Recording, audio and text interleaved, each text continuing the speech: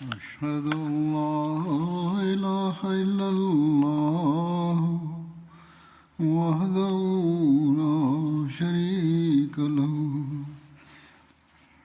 وأشهد أن محمدا عبده ورسوله أما بعد فأعوذ بالله من الشيطان الرجيم بسم الله الرحمن الرحيم الحمد لله رب العالمين الرحمن الرحيم مالك يوم الدين إياك نعبد وإياك نستعين اهدنا الصراط المستقيم صراط الذين أنعمت عليهم غير المغضوب عليهم ولا الضالين. ഹസ്രത്ത് അബൂബക്കർ റളിയല്ലാഹു അൻഹുവിനെ സംബന്ധിച്ചുള്ള അനുസ്മരണമാണ് നടന്നുവരുന്നത്. ഇന്നും അതുതന്നെ തുടരുന്നതാണ്. ഹംറാവുൽ അസദ് യുദ്ധത്തെ സംബന്ധിച്ച് ഇപ്രകാരം വന്നിരിക്കുന്നു. തിരുനബി സല്ലല്ലാഹു അലൈഹി വസല്ലം ശനിയാഴ്ച ദിവസം ഉഹദിൽ നിന്നും തിരിച്ചു വന്നു. ഞായറാഴ്ച അതിരാവിലെ ബിലാൽ സുബഹി ബാങ്ക് വിളിച്ചു. തിരുനബി സല്ലല്ലാഹു അലൈഹി വസല്ലം പുറത്തു വരാൻ അദ്ദേഹം കാത്തിരുന്നു. അപ്പോഴേക്ക് Hazrat Abdullah bin Amr bin ഓഫ് മുസ്നി തിരുനബിയെ അന്വേഷിച്ചു വന്നു. തിരുനബി സല്ലല്ലാഹു അലൈഹി വസല്ലം പുറത്തേക്ക് വന്നപ്പോൾ എഴുന്നേറ്റ് നിന്ന് അദ്ദേഹം തിരുനബിയോട് പറഞ്ഞു, വീട്ടിൽ നിന്നും ഞാൻ വരികയായിരുന്നു. മലൽ എന്ന സ്ഥലത്ത് ഞാൻ ഇറങ്ങിയപ്പോൾ അവിടെ ഖുറൈശികൾ തമ്പടിച്ചിരിക്കുന്നത് കണ്ടു. മലൽ മക്കയുടെ വഴിയിൽ മദീനയിൽ നിന്നും 28 മൈൽ ദൂരെയുള്ള സ്ഥലത്തിന്റെ പേരാണ്. അദ്ദേഹം അബൂ സുഫിയാനും കൂട്ടരും ഇങ്ങനെ പറയുന്നതായി കേട്ടു, അതായത് നിങ്ങൾ ഒന്നും തന്നെ ചെയ്തില്ല അവിടെ പോയിട്ട്. നിങ്ങൾ മുസ്ലിങ്ങൾക്ക് പ്രയാസമുണ്ടാക്കി, നഷ്ടങ്ങൾ ഉണ്ടാക്കി, എന്നിട്ട് അവരെ വെറുതെ വിട്ടു. അവരെ നിങ്ങൾ നശിപ്പിച്ചില്ല. അവരിൽ വലിയ വലിയ ആളുകൾ ഇനിയും ബാക്കിയുണ്ട്. കാഫിര്യങ്ങൾ പറഞ്ഞു, മുസ്ലിങ്ങളിൽ വലിയ വലിയ ആളുകൾ ഇനിയും ബാക്കിയുണ്ട്. അവർ നിങ്ങളെ നേരിടാൻ ഒരുമിച്ച് കൂടും. അതുകൊണ്ട് നിങ്ങൾ തിരിച്ചു പോകുക. അങ്ങനെ നമുക്ക് അവരെ വേരോട് പിഴുതെറിയാനാകും. അതായത് അവരിൽ ബാക്കിയുള്ളവരെ ഇല്ലാതാക്കാം. സഫാൻ ബിൻ ഉമയ്യ അവരെ ഇക്കാര്യത്തിൽ നിന്നും തടുക്കാൻ തുടങ്ങി. അയാൾ കാഫിര്യങ്ങൾക്കിടയിൽ ഇരിപ്പുണ്ടായിരുന്നു. അയാൾ പറഞ്ഞു, അല്ലയോ എൻ്റെ സമൂഹമേ, അങ്ങനെ നിങ്ങൾ ഒരിക്കലും ചെയ്യരുത്. കാരണം അവർ യുദ്ധം ചെയ്ത് കഴിഞ്ഞവരാണ്. ഞാൻ ഭയപ്പെടുന്നത് ആ യുദ്ധത്തിൽ അവരിൽ പങ്കെടുക്കാത്തവർ ഇനി നിങ്ങൾ നേരിടാൻ പോയാൽ അവരും കൂടി വരുന്നതാണ്. നിങ്ങൾ തിരിച്ചു പോകുവിൻ. എന്തായാലും നിങ്ങൾക്കിപ്പോൾ വിജയം ലഭിച്ചിരിക്കുന്നു. ഏതായാലും നിങ്ങൾ വീണ്ടും എതിരിടാൻ പോയാൽ നിങ്ങൾ പരാജിതരാകുമെന്ന് ഞാൻ ഭയപ്പെടുന്നു. അപ്പോൾ തിരുനബി സല്ലല്ലാഹു അലൈഹി വസല്ലം ഹസ്രത്ത് അബൂബക്കറിനെയും ഹസ്രത്ത് ഉമറിനെയും വിളിപ്പിച്ചു. എന്നിട്ട് ആ മുസ്നി സഹാബിയുടെ കാര്യം കേൾപ്പിച്ചു.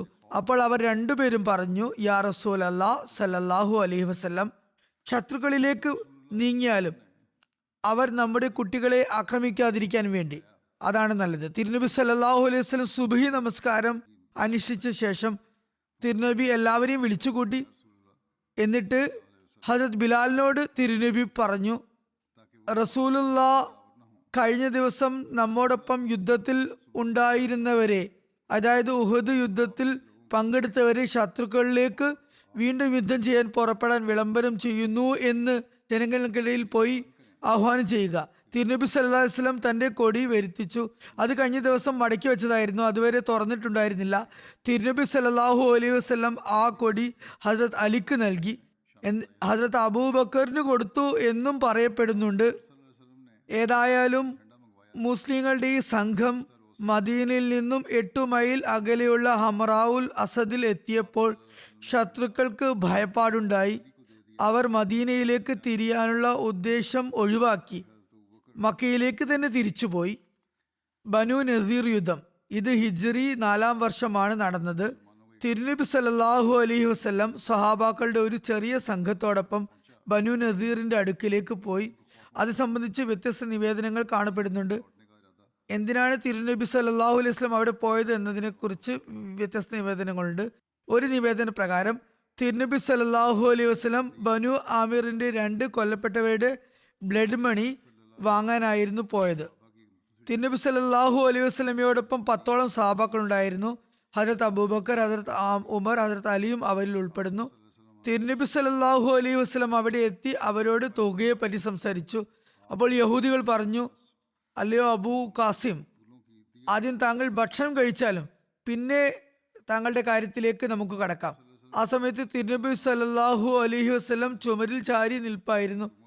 യഹൂദികൾ പരസ്പരം ഗൂഢാലോചന നടത്തിക്കൊണ്ട് പറഞ്ഞു, ഇയാളെ, അതായത് തിരുനബി സല്ലല്ലാഹു അലൈഹി വസല്ലമിനെ തീർക്കാൻ ഇതിലും നല്ല അവസരം നിങ്ങൾക്ക് കിട്ടുന്നതല്ല. അതുകൊണ്ട് ഈ വീടിന്റെ മുകളിൽ കയറി ഒരു വലിയ കല്ല് അയാൾക്ക് മുകളിലേക്ക് ഉരുട്ടിയിട്ട് ആരാണ് ഇയാളിൽ നിന്ന് നമുക്ക് സമാധാനം ലഭിക്കാൻ വധിക്കാൻ തയ്യാർ എന്ന് ചോദിച്ചു. അപ്പോൾ യഹൂദികളുടെ ഒരു നേതാവ് അംർ ബിൻ ജഹാഷ് അതിന് സമ്മതമായി മുന്നോട്ട് വന്നു. എന്നിട്ട് പറഞ്ഞു, ഞാൻ അതിന് തയ്യാറാണ്. എന്നാൽ അതേസമയം സലാം ബിൻ മുഷ്കം എന്ന മറ്റൊരു യഹൂദി നേതാവ് ഈ തീരുമാനത്തെ എതിർത്തുകൊണ്ട് പറഞ്ഞു, അങ്ങനെ നിങ്ങൾ ഒരിക്കലും ചെയ്യരുത്. ദൈവത്താണ് നിങ്ങൾ ചിന്തിച്ചു കൊണ്ടിരിക്കുന്നതിനെ പറ്റി അവർക്ക് എന്തായാലും അറിവ് ലഭിക്കുന്നതാണ്. ഇത് വിശ്വാസവഞ്ചനയാണ്. നമുക്കും അവർക്കും ഇടയിൽ ഇപ്പോൾ ഉടമ്പടി നിലനിൽപ്പുണ്ട്. പിന്നെ ആ വ്യക്തി, അതായത് കല്ല് ഇടേണ്ട ആൾ, തിരുനബി സല്ലല്ലാഹു അലൈഹി വസല്ലമയ്ക്കു മേൽ കല്ല് വീഴ്ത്താൻ മുകളിലേക്ക് എത്തിയപ്പോൾ ഉടൻ തന്നെ തിരുനബി സല്ലല്ലാഹു അലൈഹി വസല്ലമയ്ക്ക് വാനലോകത്തു നിന്നും അതേക്കുറിച്ചുള്ള വിവരം ലഭിച്ചു. അദ്ദേഹം തന്റെ സ്ഥലത്ത് നിന്നും എഴുന്നേറ്റു. തന്റെ സുഹൃത്തുക്കളെ അവിടെ തന്നെ നിർത്തിക്കൊണ്ട് എന്തോ കാര്യമുള്ളതുപോലെ തിരുനബി സല്ലല്ലാഹു അലൈഹി വസല്ലം അവിടെ നിന്നും തിരിച്ചു പോന്നു. വളരെ ദ്രുതഗതിയിൽ മദീനയിലേക്ക് തിരിച്ചു വന്നു. തിരുനബി സല്ലല്ലാഹു അലൈഹി വസല്ലം മദീനയിൽ എത്തിയ ശേഷം ഹദരത്ത് മുഹമ്മദ് ബിൻ മസ്ലമയെ ബനു നസീറിന്റെ അടുക്കലേക്ക് അയച്ചുകൊണ്ട് അവർക്ക് ഇങ്ങനെ സന്ദേശം നൽകി, നിങ്ങൾ എത്രയും വേഗം എൻ്റെ പട്ടണം, അതായത് മദീനയിൽ നിന്നും പുറത്തു പോകുക. നിങ്ങൾക്ക് ഇനി എൻ്റെ നാട്ടിൽ നിൽക്കാൻ സാധിക്കുകയില്ല. നിങ്ങൾ ആസൂത്രണം ചെയ്ത ചതിയും ദ്രോഹവും ഞാൻ അറിഞ്ഞിരിക്കുന്നു. തിരുനബി സല്ലല്ലാഹു അലൈഹി വസല്ലം യഹൂദികൾക്ക് 10 ദിവസത്തെ സാവകാശം നൽകി പുറപ്പെടാൻ. എന്നാൽ അവർ അത് നിഷേധിക്കുകയും തങ്ങളുടെ നാട് ഒരിക്കലും ഉപേക്ഷിക്കില്ലെന്ന് പറയുകയും ചെയ്തു. ഈ സന്ദേശം കേട്ടതും മുസ്ലിങ്ങൾ യുദ്ധത്തിന് തയ്യാറെടുത്തു തുടങ്ങി. അങ്ങനെ എല്ലാ മുസ്ലിങ്ങളും ഒരുമിച്ച് കൂടിയപ്പോൾ തിരുനബി സല്ലല്ലാഹു അലൈഹി വസല്ലം ബനു നദീറിനെ നേരിടാൻ പുറപ്പെട്ടു. യുദ്ധ പതാക ഹജരത്ത് അലിയാണ് പിടിച്ചിരുന്നത്. തിരുനബി സല്ലല്ലാഹു അലൈഹി വസല്ലം അവരുടെ കോട്ടകൾ വളഞ്ഞു. അവരെ സഹായിക്കാൻ ആരും എത്തിയില്ല. തിരുനബി സല്ലല്ലാഹു അലൈഹി വസല്ലം ബനു നദീറിലേക്ക് സൈനിക നീക്കം ചെയ്തു. ഇഷായുടെ സമയത്ത് തിരുനബി സല്ലല്ലാഹു അലൈഹി വസല്ലം തന്റെ 10 സ്വഹാബാക്കളോടൊപ്പം തന്റെ വീട്ടിലേക്ക് തിരികെ വന്നു. ആ സമയത്ത് തിരുനബി സല്ലല്ലാഹു അലൈഹി വസല്ലം ആ സൈന്യത്തിന്റെ നേതൃത്വം ഒരു നിവേദനം അനുസരിച്ച് ഹജരത്ത് അലിയെ ഏൽപ്പിച്ചു. മറ്റൊരു നിവേദന പ്രകാരം ഈ സൗഭാഗ്യം ഹജരത്ത് അബൂബക്കറിനാണ് ലഭിച്ചത്. മറുഭാഗത്ത് തിരുനബി സല്ലല്ലാഹു അലൈഹി വസല്ലം വളരെ ശക്തമായി അവരെ ഉപരോധിച്ചിരുന്നു. അള്ളാഹു അവരുടെ ഹൃദയത്തിൽ, അതായത് യഹൂദികളുടെ ഹൃദയത്തിൽ മുസ്ലിങ്ങളോടുള്ള ഭയപ്പാട് സംജാതമാക്കി. അവസാനം അവർ തിരുനബി സല്ലല്ലാഹു അലൈഹി വസല്ലമയോട് ആയുധങ്ങളൊഴികെ ഒട്ടകപ്പുറത്ത് കയറ്റാവുന്ന സാധന സാമഗ്രികളൊക്കെ കൊണ്ടുപോയി തങ്ങൾക്ക് നാടു വിടാനുള്ള അനുമതി നൽകണം എന്ന നിബന്ധനയോടെ കൂടിയുള്ള അനുമതി ചോദിക്കുകയുണ്ടായി. തിരുനബി സല്ലല്ലാഹു അലൈഹി വസല്ലം അവരുടെ ഈ നിബന്ധനയും അപേക്ഷയും അംഗീകരിച്ചു. ഒരു നിവേദന പ്രകാരം തിരുനബി സല്ലല്ലാഹു അലൈഹി വസല്ലം 15 ദിവസം വരെ അവരെ ഉപരോധിച്ചു. മറ്റു ചില നിവേദനങ്ങളിൽ ദിവസങ്ങളുടെ എണ്ണത്തിൽ വ്യത്യാസം കാണാം. തിരുനബി സല്ലല്ലാഹു അലൈഹി വസല്ലം അൻസാറുകളുടെ സമ്മതത്തോടെ ബനു നസീർ യുദ്ധത്തിൽ നിന്നും ലഭ്യമായ ഗനീമത്ത് മുതൽ മുഹാജിറുകൾക്കിടയിൽ വിതരണം ചെയ്തു. അപ്പോൾ ഹദ്രത്ത് അബൂബക്കർ റളിയല്ലാഹു അൻഹു പറഞ്ഞു, അൻസാറുകളുടെ സംഘമേ, അള്ളാഹു നിങ്ങൾക്ക് തക്കതായ പ്രതിഫലം നൽകുമാറാകട്ടെ. ബദറുൽ മൗഇദ് യുദ്ധം, ഇത് ഹിജ്റി 4-ാം വർഷത്ത് നടന്ന സംഭവമാണ്. ഈ യുദ്ധത്തിന്റെ കാരണം ഇങ്ങനെയാണ്. Abu Sufyan bin Harb Uhud യുദ്ധത്തിൽ നിന്നും തിരികെ വരുമ്പോൾ വളരെ ആവേശത്തിൽ ഉച്ചസ്വരത്തിൽ വിളിച്ചു പറഞ്ഞു, അടുത്ത വർഷം ഞങ്ങളും നിങ്ങളും ബദ്റു സഫ്രായിൽ വെച്ച് കണ്ടുമുട്ടുന്നതായിരിക്കും. ഞങ്ങൾ അവിടെ യുദ്ധം ചെയ്യുന്നതാണ്. റസൂലുള്ളാഹി സ്വല്ലല്ലാഹു അലൈഹി വസല്ലം പറഞ്ഞു. ഹദരത്ത് ഉമർ ഫാറൂഖിനോട് ഇങ്ങനെ പറയാൻ ഏൽപ്പിച്ചു. അയാളോട് പറയുക, അതെ, ഇൻഷാ അല്ലാ. അങ്ങനെ ജനങ്ങൾ പിരിഞ്ഞുപോയി. ഖുറൈശികൾ തിരിച്ചുപോയി. അവർ തങ്ങളുടെ ആളുകളോട് ഈ വാഗ്ദാനത്തെ പറ്റി പറഞ്ഞു. ബദർ മക്കൾക്കും മദീനക്കും ഇടയിലുള്ള പ്രസിദ്ധമായ ഒരു കിണറാകുന്നു. അത് സുഫ്ര ജാർ താഴ്വരകൾക്കിടയിലാണ് സ്ഥിതി ചെയ്യുന്നത്. ബദർ മദീനയുടെ തെക്ക് 150 കിലോമീറ്റർ ദൂരെയാണ് സ്ഥിതി ചെയ്യുന്നത്. ജാഹിലിയ കാലഘട്ടത്തിൽ, ഇസ്ലാമിന് മുമ്പ്, എല്ലാ വർഷവും ദുൽഖാദ മാസം 1-ാം തീയതി 8 ദിവസത്തെ മേള അവിടെ സംഘടിപ്പിച്ചിരുന്നു. ഏതായാലും വാഗ്ദാനത്തിന്റെ സമയം അടുത്തു വരികയായിരുന്നു. അബൂ സുഫിയാൻ തിരുനബി സല്ലല്ലാഹു അലൈഹി വസല്ലമയുടെ അടുക്കൽ വരാൻ ഇഷ്ടപ്പെടുന്നുണ്ടായിരുന്നില്ല.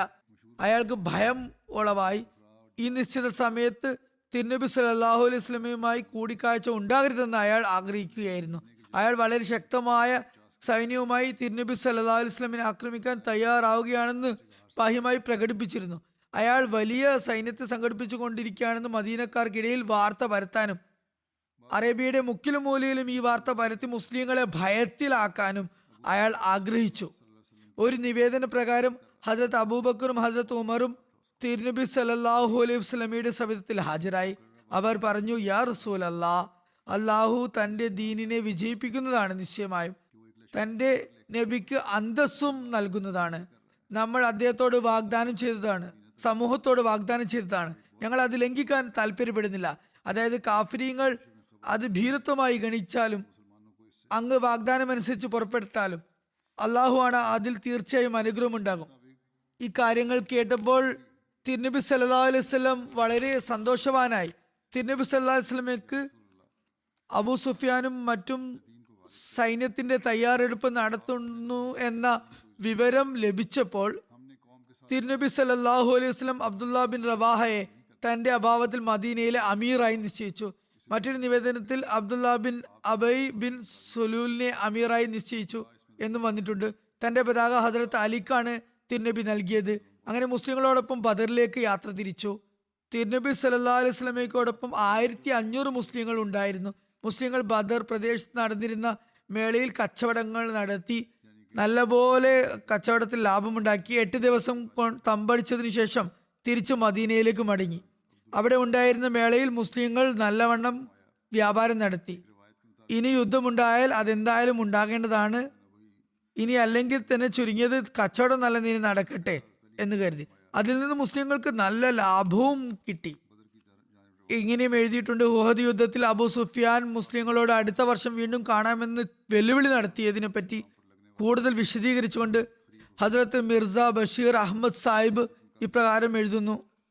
അദ്ദേഹം ഇപ്രകാരം എഴുതുന്നു: ഉഹദ് യുദ്ധശേഷം രണാങ്കണത്തിൽ നിന്നും തിരിക്കുമ്പോൾ അബൂ സുഫിയാൻ മുസ്ലിങ്ങളെ വെല്ലുവിളിച്ചുകൊണ്ട് പറഞ്ഞു, അടുത്ത വർഷം ബദർ എന്ന സ്ഥലത്ത് നമുക്ക് യുദ്ധം ചെയ്യാം. തിരുനബി സല്ലല്ലാഹു അലൈഹി വസല്ലം ആ വെല്ലുവിളി സമ്മതമാണെന്ന് വിളംബരപ്പെടുത്താൻ പറഞ്ഞേൽപ്പിച്ചിരുന്നു. അതുകൊണ്ട് അടുത്ത വർഷം, അതായത് ഹിജ്റ 4-ാം വർഷം ഷവാൽ മാസം അവസാനമായപ്പോൾ തിരുനബി സല്ലല്ലാഹു അലൈഹി വസല്ലം 1500 സഹാബാക്കളോടൊപ്പം മദീനയിൽ നിന്നും യുദ്ധത്തിനായി പുറപ്പെട്ടു. തന്റെ അഭാവത്തിൽ അബ്ദുല്ല ബിൻ അബൈ അമീറായി നിശ്ചയിച്ചു. മറുഭാഗത്ത് അബൂ സുഫിയാൻ ബിൻ ഹർബും 2000 ഖുറൈശികളുടെ സൈന്യവുമായി മക്കയിൽ നിന്ന് പുറപ്പെട്ടു. പക്ഷേ ഉഹദിൽ വിജയം കിട്ടുകയും വലിയൊരു സൈന്യം കൂടി ഉണ്ടായിട്ടും അയാളുടെ മനസ്സ് ഭയപ്പാടിലായിരുന്നു.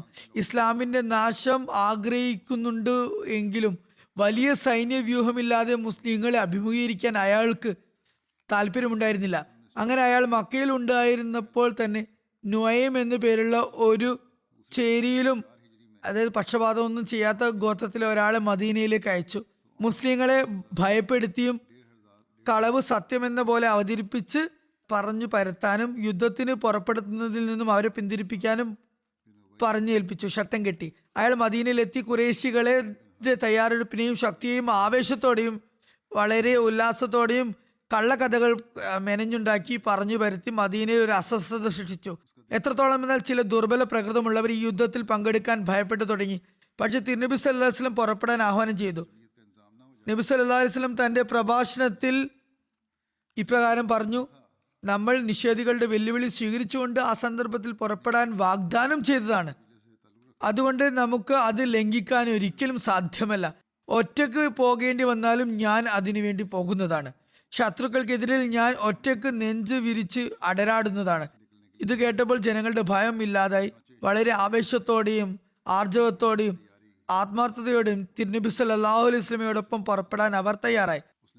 ഏതായാലും തിരുനബി സല്ലല്ലാഹു അലൈഹി വസല്ലം 1500 സഹാബാക്കളോടൊപ്പം മദീനയിൽ നിന്ന് പുറപ്പെട്ടു. മറുഭാഗത്ത് അബൂ സുഫിയാൻ തന്റെ 2000 സൈന്യവുമായി മക്കയിൽ നിന്നും പുറപ്പെട്ടു. എന്നാൽ ദൈവിക വിധിയാൽ എന്താണ് ഉണ്ടായതെന്ന് നോക്കുക. മുസ്ലിങ്ങൾ തങ്ങളുടെ വാഗ്ദാനം അനുസരിച്ച് ബദറിലെത്തി. ഖുറൈശികളുടെ സൈന്യം കുറച്ചു ദൂരം എത്തി മക്കയിലേക്ക് തന്നെ മടങ്ങിപ്പോയി. സംഭവിച്ചത് എന്താണെന്നാൽ അബൂ സുഫിയാന് നുഐമിന്റെ ദൗത്യം അമ്പെ പരാജയപ്പെട്ടു എന്ന് അറിഞ്ഞപ്പോൾ ഹൃദയത്തിൽ വലുതായ ഭയപ്പാടുണ്ടായി. തന്റെ സൈന്യത്തെ ഈ വർഷം രൂക്ഷമായ ഭക്ഷ്യക്ഷാമമാണ്, ആളുകൾ പ്രയാസത്തിലാണ് എന്ന് പറഞ്ഞ് തിരിച്ചു കൊണ്ടുപോയി. അതായത് ജനങ്ങൾ ബുദ്ധിമുട്ടിലാണ്, അതുകൊണ്ട് യുദ്ധം ചെയ്യുന്നത് ഉചിതമല്ലെന്ന് പറഞ്ഞു. സമൃദ്ധി ഉണ്ടാകുന്നതുവരെ ക്ഷേമകാലം വരുന്നത് വരെ മദീനയെ ആക്രമിക്കുന്നതിൽ വൈകിപ്പിക്കാമെന്ന് പറഞ്ഞു. അതുവരെ കാത്തിരിക്കാമെന്ന് പറഞ്ഞു. ഇസ്ലാമിക സൈന്യം 8 ദിവസത്തോളം ബദറിൽ തങ്ങി. ദുൽഖഅദ മാസം എല്ലാ വർഷവും അവിടെ മേള സംഘടിപ്പിക്കുമായിരുന്നു. അതേപറ്റി നേരത്തെ പരാമർശിച്ചിരുന്നു. ഈ ദിവസങ്ങളിൽ നിരവധി സഹാബാക്കൾ വളരെ കച്ചവട ലാഭം ഉണ്ടാക്കി. എത്രത്തോളം എന്നാൽ അവർ 8 ദിവസം കച്ചവടം നടത്തി തങ്ങളുടെ മൂലധനങ്ങൾ ഇരട്ടിയാക്കി. അങ്ങനെ മേള അവസാനിക്കുകയും ഖുറൈശികളുടെ സൈന്യം വരാതിരിക്കുകയും ചെയ്തപ്പോൾ തിരുനബി സല്ലല്ലാഹു അലൈഹി വസല്ലം ബദറിൽ നിന്നും തിരിച്ച് മദീനയിലേക്ക് എത്തി. ഖുറൈശികൾ മക്കയിലെത്തി മദീനയെ ആക്രമിക്കാൻ തയ്യാറെടുപ്പ് നടത്തിക്കൊണ്ടിരുന്നു. ഇത് ബദറുൽ മുഅയ്യിദ് യുദ്ധം എന്ന് അറിയപ്പെടുന്നു. ബനു മുസ്തലിഖ് യുദ്ധം ആണ് അടുത്തത്. ഇത് ഹിജ്റ 5-ാം വർഷത്തിൽ ഷാബാൻ മാസത്തിലാണ് അരങ്ങേറിയത്. ഇതേപ്പറ്റി പറയപ്പെടുന്നു ബനു മുസ്തലിഖ് യുദ്ധം മുറൈസി യുദ്ധം എന്നും അറിയപ്പെടുന്നു. ബനു മുസ്തലിഖ് ഖുസായുടെ ശാഖയായ ഒരു ഗോത്രമായിരുന്നു. ഈ ഗോത്രം ഒരു കിണറിന്റെ സമീപത്തായിരുന്നു അധിവസിച്ചിരുന്നത്. അതിന് മുറൈസി എന്നാണ് പറഞ്ഞിരുന്നത്. അത് ഫൊറോയിൽ നിന്നും ഒരു ദിവസത്തെ യാത്ര ദൂരത്താണ് സ്ഥിതി ചെയ്യുന്നത്. ഫൊറോ മദീനക്കും ഇടയിൽ ഏകദേശം 96 മൈൽ ദൂരമുണ്ടായിരുന്നു. അല്ലാമ ഇബ്നു ഇസ്ഹാഖിന്റെ വീക്ഷണത്തിൽ ബനു മുസ്തലിഖ് യുദ്ധം ഹിജ്റ 5-ാം വർഷമാണ് അരങ്ങേറിയത്. മൂസ ബിൻ ഉഖബയുടെ വീക്ഷണത്തിൽ ഹിജ്റ 4-ാം വർഷമാണ് നടന്നത്. വാഖദി പറയുന്നത് ഈ യുദ്ധം ഹിജ്റി 5-ാം വർഷം ഷാബാൻ മാസത്തിലാണ് നടന്നതെന്നാണ്. ഹസ്രത്ത് മിർസ ബഷീർ അഹമ്മദ് സാഹിബ് ഹിജ്റി 5-ാം വർഷമാണെന്നാണ് എഴുതിയിട്ടുള്ളത്. ഏതായാലും തിരുനബി സല്ലല്ലാഹു അലൈഹി വസല്ലമയ്ക്ക് അക്കാര്യം അറിയാനിട വന്നപ്പോൾ, അതായത് ബനു മുസ്തലിഖ് മുസ്ലിങ്ങളെ ആക്രമിക്കാൻ ഉദ്ദേശിച്ചിരിക്കുന്നു എന്നറിഞ്ഞപ്പോൾ തിരുനബി സല്ലല്ലാഹു അലൈഹി വസല്ലം ഹിജ്റ 5-ാം വർഷം ഷാബാനിൽ 700 സഹാബാക്കളോടൊപ്പം അവരെ നേരിടാനായി അംഗപ്പുറപ്പാട് നടത്തി. തിരുനബി സല്ലല്ലാഹു അലൈഹി വസല്ലം മുഹാജിരിങ്ങളുടെ പതാക ഹസ്രത്ത് അബൂബക്കർ റളിയല്ലാഹു അൻഹുവിനെ ഏൽപ്പിച്ചു. മറ്റൊരു നിവേദനത്തിൽ മുഹാജിരിങ്ങളുടെ പതാക ഹസ്രത്ത് അമ്മാർ ബിൻ യാസിറിനെയും അൻസാറിന്റെ പതാക ഹസ്രത്ത് സാദ് ബിൻ ഉബാദയും ഏൽപ്പിച്ചു എന്ന് വന്നിട്ടുണ്ട്. ഇനി ഇഫ്ക് സംഭവം, അപകീർത്തി സംഭവം, ഇത് സംബന്ധിച്ച വിശദീകരണം ഇപ്രകാരമാണ്. ബനു മുസ്തലിഖ് യുദ്ധത്തിൽ നിന്നും തിരിച്ചു വന്നപ്പോൾ ഹസ്രത്ത് ആയിഷ ബിൻ അബൂബക്കറിനെ പറ്റി മുനാഫിഖുകൾ വ്യാജാരോപണം നടത്തി, അപവാദം പറഞ്ഞു പരത്തി. ഈ സംഭവം ചരിത്രത്തിൽ ഇഫ്ക് സംഭവം എന്നറിയപ്പെടുന്നു. സഹീഹ് ബുഖാരിയിൽ ഹസ്രത്ത് ആയിഷയിൽ നിന്നുമുള്ള ഒരു നിവേദനം. ഈ നിവേദനം നേരത്തെ ഒരു സാബിയെ കുറിച്ചുള്ള വിവരണത്തിൽ പറഞ്ഞതാണ്. പക്ഷെ ഇവിടെ ഹസ്രത്ത് അബൂബക്കർ റളിയല്ലാഹു അൻഹുവിനെ സംബന്ധിച്ചുള്ള കാര്യത്തിലും വിവരിക്കേണ്ടത് അനിവാര്യമായിരിക്കുകയാണ്. തിരുനബി സല്ലല്ലാഹു അലൈഹി വസല്ലം യാത്ര പുറപ്പാട് നടത്തുമ്പോൾ തന്റെ സഹധർമ്മിണികൾക്ക് ഇടയിൽ നറുക്കിടുമായിരുന്നു. നിവേദനത്തിൽ എഴുതിയിരിക്കുന്നു. ഹസ്രത്ത് ആയിഷയിൽ നിന്നും നിവേദനമാണിത്. പിന്നെ ആരുടെ പേരിലുള്ള നറുക്കാണോ കിട്ടുന്നത് അവരെ കൂടെ കൂട്ടുമായിരുന്നു. തിരുനബി സല്ലല്ലാഹു അലൈഹി വസല്ലം ഒരു യുദ്ധത്തിന് പോകാൻ ഒരുങ്ങിയപ്പോൾ ഞങ്ങൾക്കിടയിൽ നറുക്കെടുപ്പ് നടത്തി. ഹസ്രത്ത് ആയിഷ പറയുന്നു, എൻ്റെ നറുക്കാണ് കിട്ടിയത്. ഞാൻ തിരുനബി സല്ലല്ലാഹു അലൈഹി വസല്ലമയോടൊപ്പം പോയി. ഇത് പർദ്ദയുടെ കൽപ്പന വന്ന ശേഷം ആണ് ഉണ്ടായത്. പറയുന്നു, എൻ്റെ പല്ലക്കിൽ എന്നെ എടുത്തു കൊണ്ടുപോവുകയായിരുന്നു. അതിൽ തന്നെ എന്നെ ഇറക്കുകയും എടുക്കുകയും ചെയ്തിരുന്നു. ഞങ്ങൾ മുന്നോട്ട് നീങ്ങിക്കൊണ്ടിരുന്നു. അങ്ങനെ തിരുനബി സല്ലല്ലാഹു അലൈഹി വസല്ലം തന്റെ യുദ്ധത്തിൽ നിന്ന് വിരമിച്ച് തിരിച്ചു വന്നു. ഞങ്ങൾ മദീനയ്ക്ക് അടുത്തെത്തി. ഒരു രാത്രി തിരുനബി സല്ലല്ലാഹു അലൈഹി വസല്ലം പുറപ്പെടാൻ കൽപ്പിച്ചു. ജനങ്ങൾ പുറപ്പെടാൻ വിളംബരപ്പെടുത്തിയപ്പോൾ ഞാൻ അതിനായി തയ്യാറായി വന്നു. സൈന്യത്തിന് കുറെ മുന്നിൽ ഞാൻ എത്തി. ഞാൻ പ്രാഥമിക കൃത്യങ്ങൾക്ക് ശേഷം പല്ലക്കിന്റെ അടുക്കലേക്ക് തിരിച്ചെത്തി. ഞാൻ എൻ്റെ നെഞ്ചിൽ കൈവച്ചപ്പോൾ എൻ്റെ അസ്ഫാർ രത്നമുള്ള മാല പൊട്ടിയതായി ഞാൻ കണ്ടു. ഏതായാലും പറയുന്നു, ഞാൻ ആ സ്ഥലത്തേക്ക് തിരിച്ചുപോയി. എൻ്റെ മാല ഞാൻ തിരയാൻ തുടങ്ങി. ആ തിരച്ചിൽ കാരണം എനിക്ക് മുന്നോട്ട് പോകാൻ പറ്റിയില്ല. ഞാൻ ഇരുന്നിരുന്ന പല്ലക്ക് വെച്ച സവാരി ശരിയാക്കുന്നവർ അങ്ങോട്ട് വന്നു. അതെടുത്ത് ഞാൻ യാത്ര ചെയ്ത ഒട്ടകപ്പുറത്ത് അവർ വെച്ചു. അവർ കരുതിയത് ഞാൻ അതിലുണ്ട് എന്നാണ്. കാരണം അക്കാലത്ത് സ്ത്രീകൾ വളരെ മെലിഞ്ഞ പ്രകൃതക്കാരായിരുന്നു, തീരെ ഭാരമില്ലാത്തവരായിരുന്നു. ശരീരത്തിൽ അധികം മാംസം അവർക്കുണ്ടായിരുന്നില്ല, അല്പം മാത്രമേ അവർ ഭക്ഷിച്ചിട്ടുണ്ടായിരുന്നുള്ളൂ. ഏതായാലും പല്ലക്ക് എടുക്കുന്നവർക്ക് അസാധാരണമായ ഭാരമൊന്നും ആദ്യമേ തോന്നിയിട്ടുണ്ടായിരുന്നില്ല. അതുകൊണ്ട് അവർ അത് എടുത്തു വെച്ചു. ഞാൻ ചെറിയ പ്രായത്തിലുള്ള പെൺകുട്ടിയായിരുന്നു. അവർ ഒട്ടകത്തെ എഴുന്നേൽപ്പിക്കുകയും പുറപ്പെടുകയും ചെയ്തു. സൈന്യം പോയതിനു ശേഷം എനിക്ക് മാല് കിട്ടി. ഞാൻ സൈന്യം തമ്പടിച്ച സ്ഥലത്തേക്ക് എത്തി. അവിടെ ആരുമില്ലായിരുന്നു. പിന്നെ ഞാൻ തമ്പടിച്ച സ്ഥലത്ത് എത്തിയപ്പോൾ കരുതി എന്നെ കാണാതെ വരുമ്പോൾ ആളുകൾ തിരിച്ചു വരും. ഈ അവസ്ഥയിൽ ഞാൻ അവിടെ ഇരുന്ന് എൻ്റെ കണ്ണ് അടഞ്ഞു ഞാൻ ഉറങ്ങിപ്പോയി. സഫാൻ ബിൻ മുഅത്തൽ സുല്ലമി സക്വാനി സൈന്യത്തിന്റെ ഏറ്റവും പിന്നിലായി സഞ്ചരിച്ചിരുന്നു. അദ്ദേഹം രാവിലെ എൻ്റെ താവളത്തിൽ എത്തി. അവിടെ അദ്ദേഹം ഒരു മനുഷ്യരൂപം കണ്ടു. എൻ്റെ അടുത്ത് വന്നപ്പോൾ പർദ്ദയുടെ കൽപ്പനക്ക് മുമ്പ് അദ്ദേഹം എന്നെ കണ്ടിട്ടുണ്ടായിരുന്നു. അദ്ദേഹത്തിന് മനസ്സിലായി. അദ്ദേഹം ഇന്നാലില്ല എന്ന് ചൊല്ലിയപ്പോൾ ഞാൻ അത് കേട്ട് ഉണർന്നു. അദ്ദേഹം തൻ്റെ ഒട്ടകത്തിൽ എന്നെ ഇരുത്തി. ഒട്ടകം കാല് വളയ്ക്കുകയും അതിനെ ഇരുത്തുകയും ചെയ്തപ്പോൾ അതിൽ ഞാൻ കയറിയിരുന്നു. എന്നെയും അതിൽ സവാരി ചെയ്യിപ്പിച്ചുകൊണ്ട് അദ്ദേഹം യാത്ര തുടർന്നു. ഞാൻ അങ്ങനെ സൈന്യത്തിന്റെ കൂടെ എത്തി. ശേഷം ജനങ്ങൾ ഉച്ചസമയത്ത് വിശ്രമിക്കുന്നതിന് വേണ്ടി തമ്പടിക്കുകയുണ്ടായി. തുടർന്ന് അതുമൂലം നശിക്കേണ്ടവരൊക്കെ നശിച്ചു. ഈ അപവാദത്തിന്റെ ഉപജ്ഞാതാവ് അബ്ദുള്ള ബിൻ ഉബൈ ബിൻ സുലൂൽ ആയിരുന്നു. ഞങ്ങൾ മദീനയിലെത്തി. ഞാൻ അവിടെ ഒരു മാസം രോഗിണിയായി ആയിരുന്നു. ജനങ്ങൾ അപവാദം പരത്തുന്നവരുടെ വർത്തമാനങ്ങളിൽ മുഴുകി. തിരുനബി സല്ലല്ലാഹു അലൈഹി വസല്ലമയിൽ നിന്ന് കണ്ടിരുന്ന ആ കരുതലും സ്നേഹമൊന്നും കാണാതായപ്പോൾ എൻ്റെ അസുഖത്തിന്റെ അസ്വസ്ഥത വർദ്ധിച്ചു വന്നു. ഞാൻ രോഗിണിയായപ്പോൾ തിരുനബി സല്ലല്ലാഹു അലൈഹി വസല്ലം അകത്തു വന്ന് സലാം പറയുകയും എങ്ങനെയുണ്ടെന്ന് ചോദിക്കുകയും മാത്രം ചെയ്തു. എനിക്ക് ഈ സംഭവത്തെക്കുറിച്ച് യാതൊരു സൂചനയും ഉണ്ടായിരുന്നില്ല. അപവാദത്തെ പറ്റി ഒരു അറിവും ഉണ്ടായിരുന്നില്ല. ഞാൻ കൂടുതൽ ക്ഷീണിതയായിക്കൊണ്ടിരുന്നു. ഞങ്ങൾ പ്രാഥമിക കൃത്യങ്ങൾ നിർവഹിക്കാറുണ്ടായിരുന്ന സ്ഥലത്ത് മാനാസിയിലേക്ക് പോയി. രാത്രിക്ക് രാത്രി തന്നെയാണ് ഞങ്ങൾ അവിടെ പോയി വന്നിരുന്നത്. രാത്രി വരെ അതിനായി കാത്തിരിക്കുമായിരുന്നു. ഞങ്ങളുടെ വീടുകൾക്ക് അടുത്ത് ശൗചാലയങ്ങൾ ഉണ്ടാകുന്നതിന് മുമ്പുള്ള സംഭവമാണിത്. അക്കാലത്ത് വീടുകളിൽ ശൗചാലയങ്ങൾ സുലഭമായിരുന്നില്ല. ഏതായിരുന്നാലും പറയുന്നു, ഞങ്ങളുടെ അവസ്ഥ അറബികളുടേതുപോലെ ആയിരുന്നു.